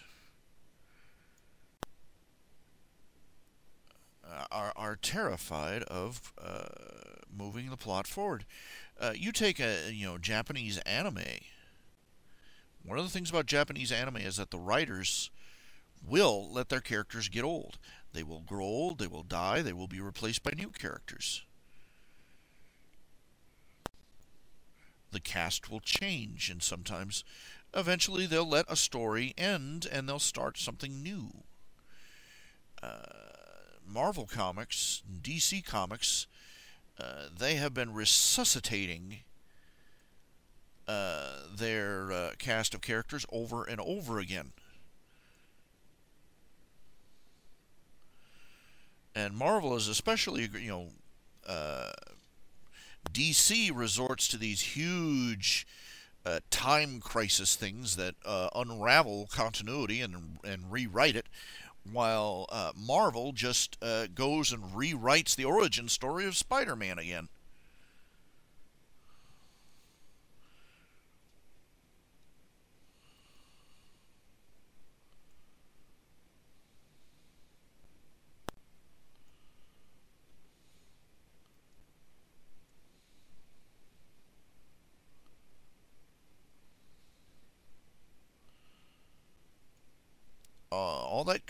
All that collective talent, and it goes nowhere. It sits there spinning its tires in the mud.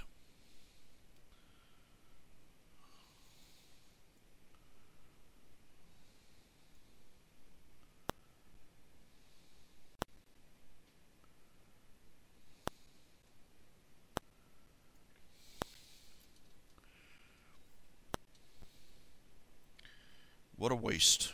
What a tragic waste.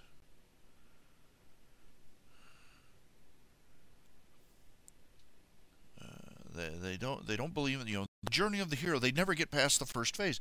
They get the hero out. They never bring the thing full circle. The hero's journey. They just go back to the call to adventure and start over again.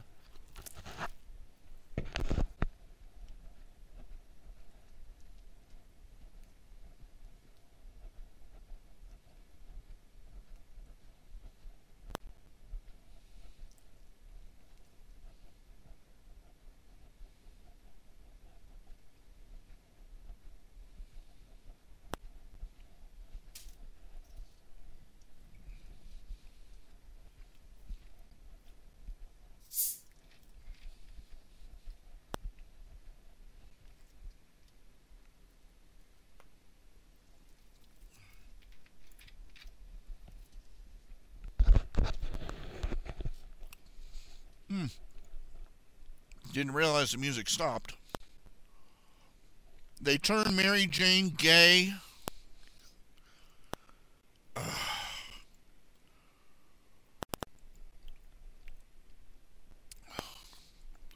Well, actually, they turned Marlo gay.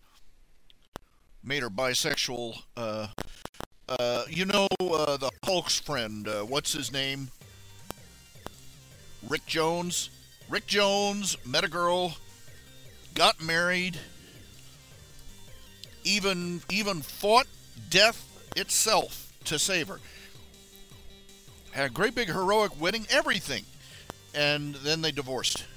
And she ran off and shacked up with the bald chick.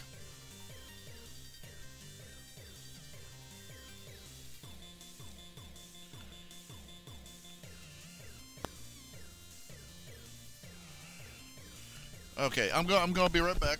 Be right back.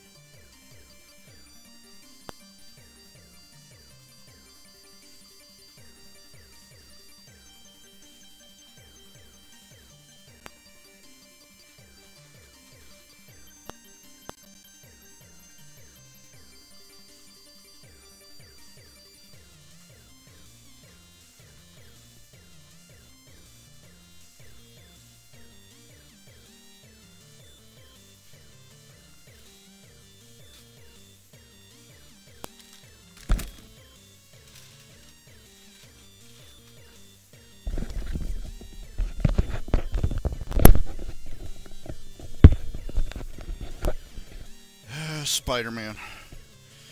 One of the great superheroes of comic book industry ruined forever because some fat, old, obsessed nerd wants to pork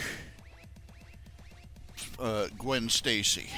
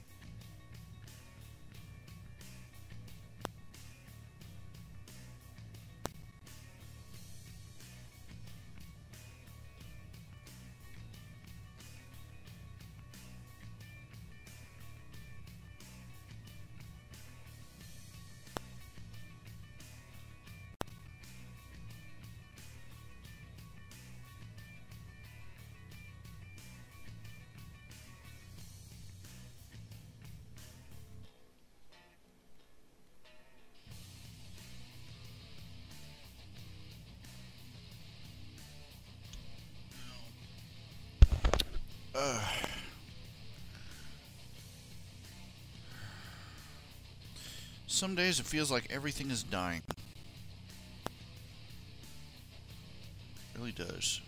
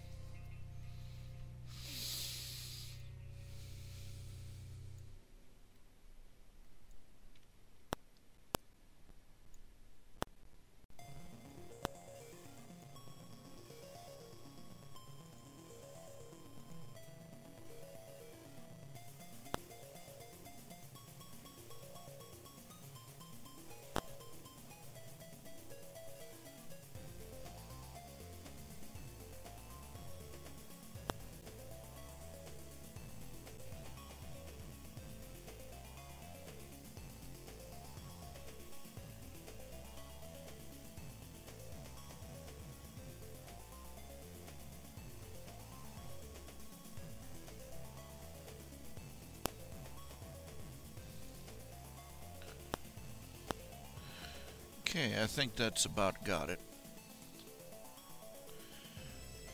I'm gonna do the coloring tomorrow, I think. Don't know. Let me think it over.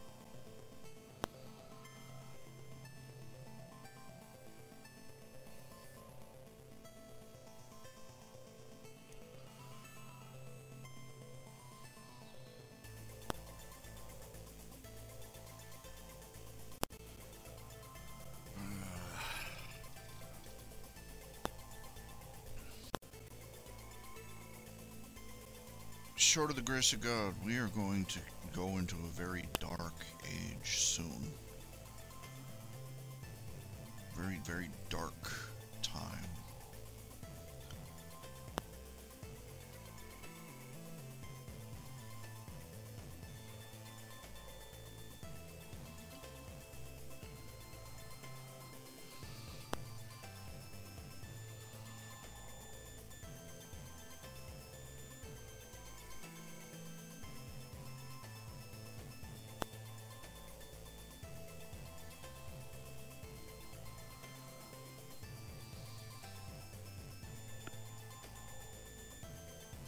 Nice.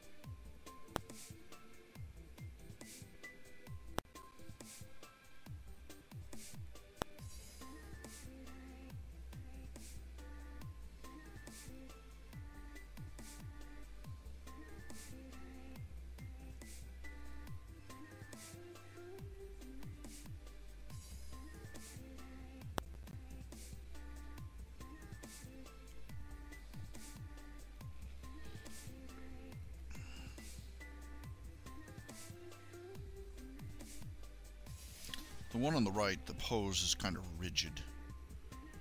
Straight up and down. Needs something, I don't know, to give it, angle. Make it more lifelike. Make the pose more.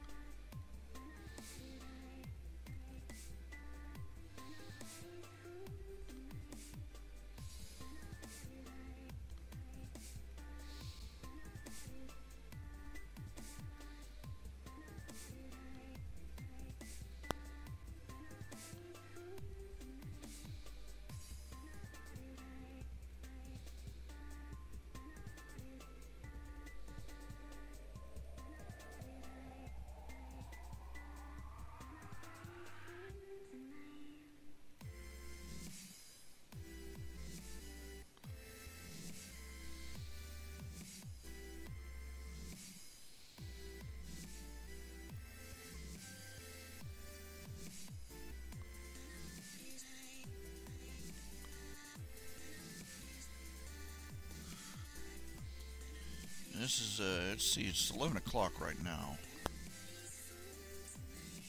And I am tuckered out. But we made good progress here. Sorry that Chris Ryder isn't, let's see, this is Chris Windows' pick. I'm sorry he isn't here to see it. Or is he? I don't know. I'll have to check. But, no, I don't think he's here. I think he had to leave. But, and that's a big but. It's the biggest but you've ever seen. I think I'm going to go ahead and call it. I'm going to call it a night. And, I'll see you tomorrow night, about 6. May get off my lazy butt and get on there earlier. But,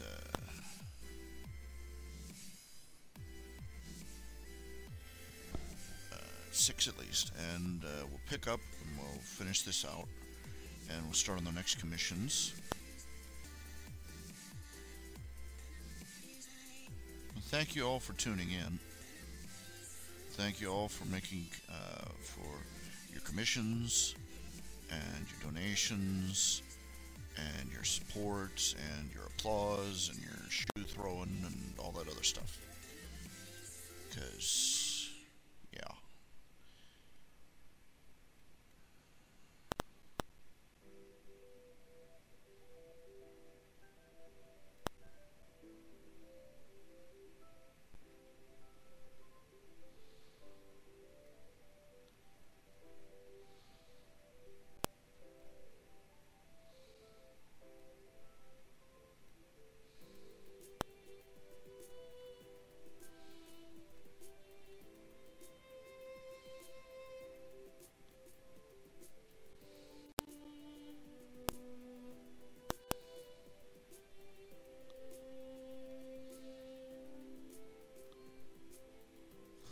I'll see you tomorrow night. We'll pick up where we left off. Thank you again, and y'all say a prayer for me if you get a chance, because God knows I need all the prayers I can get. Y'all take care of yourself and have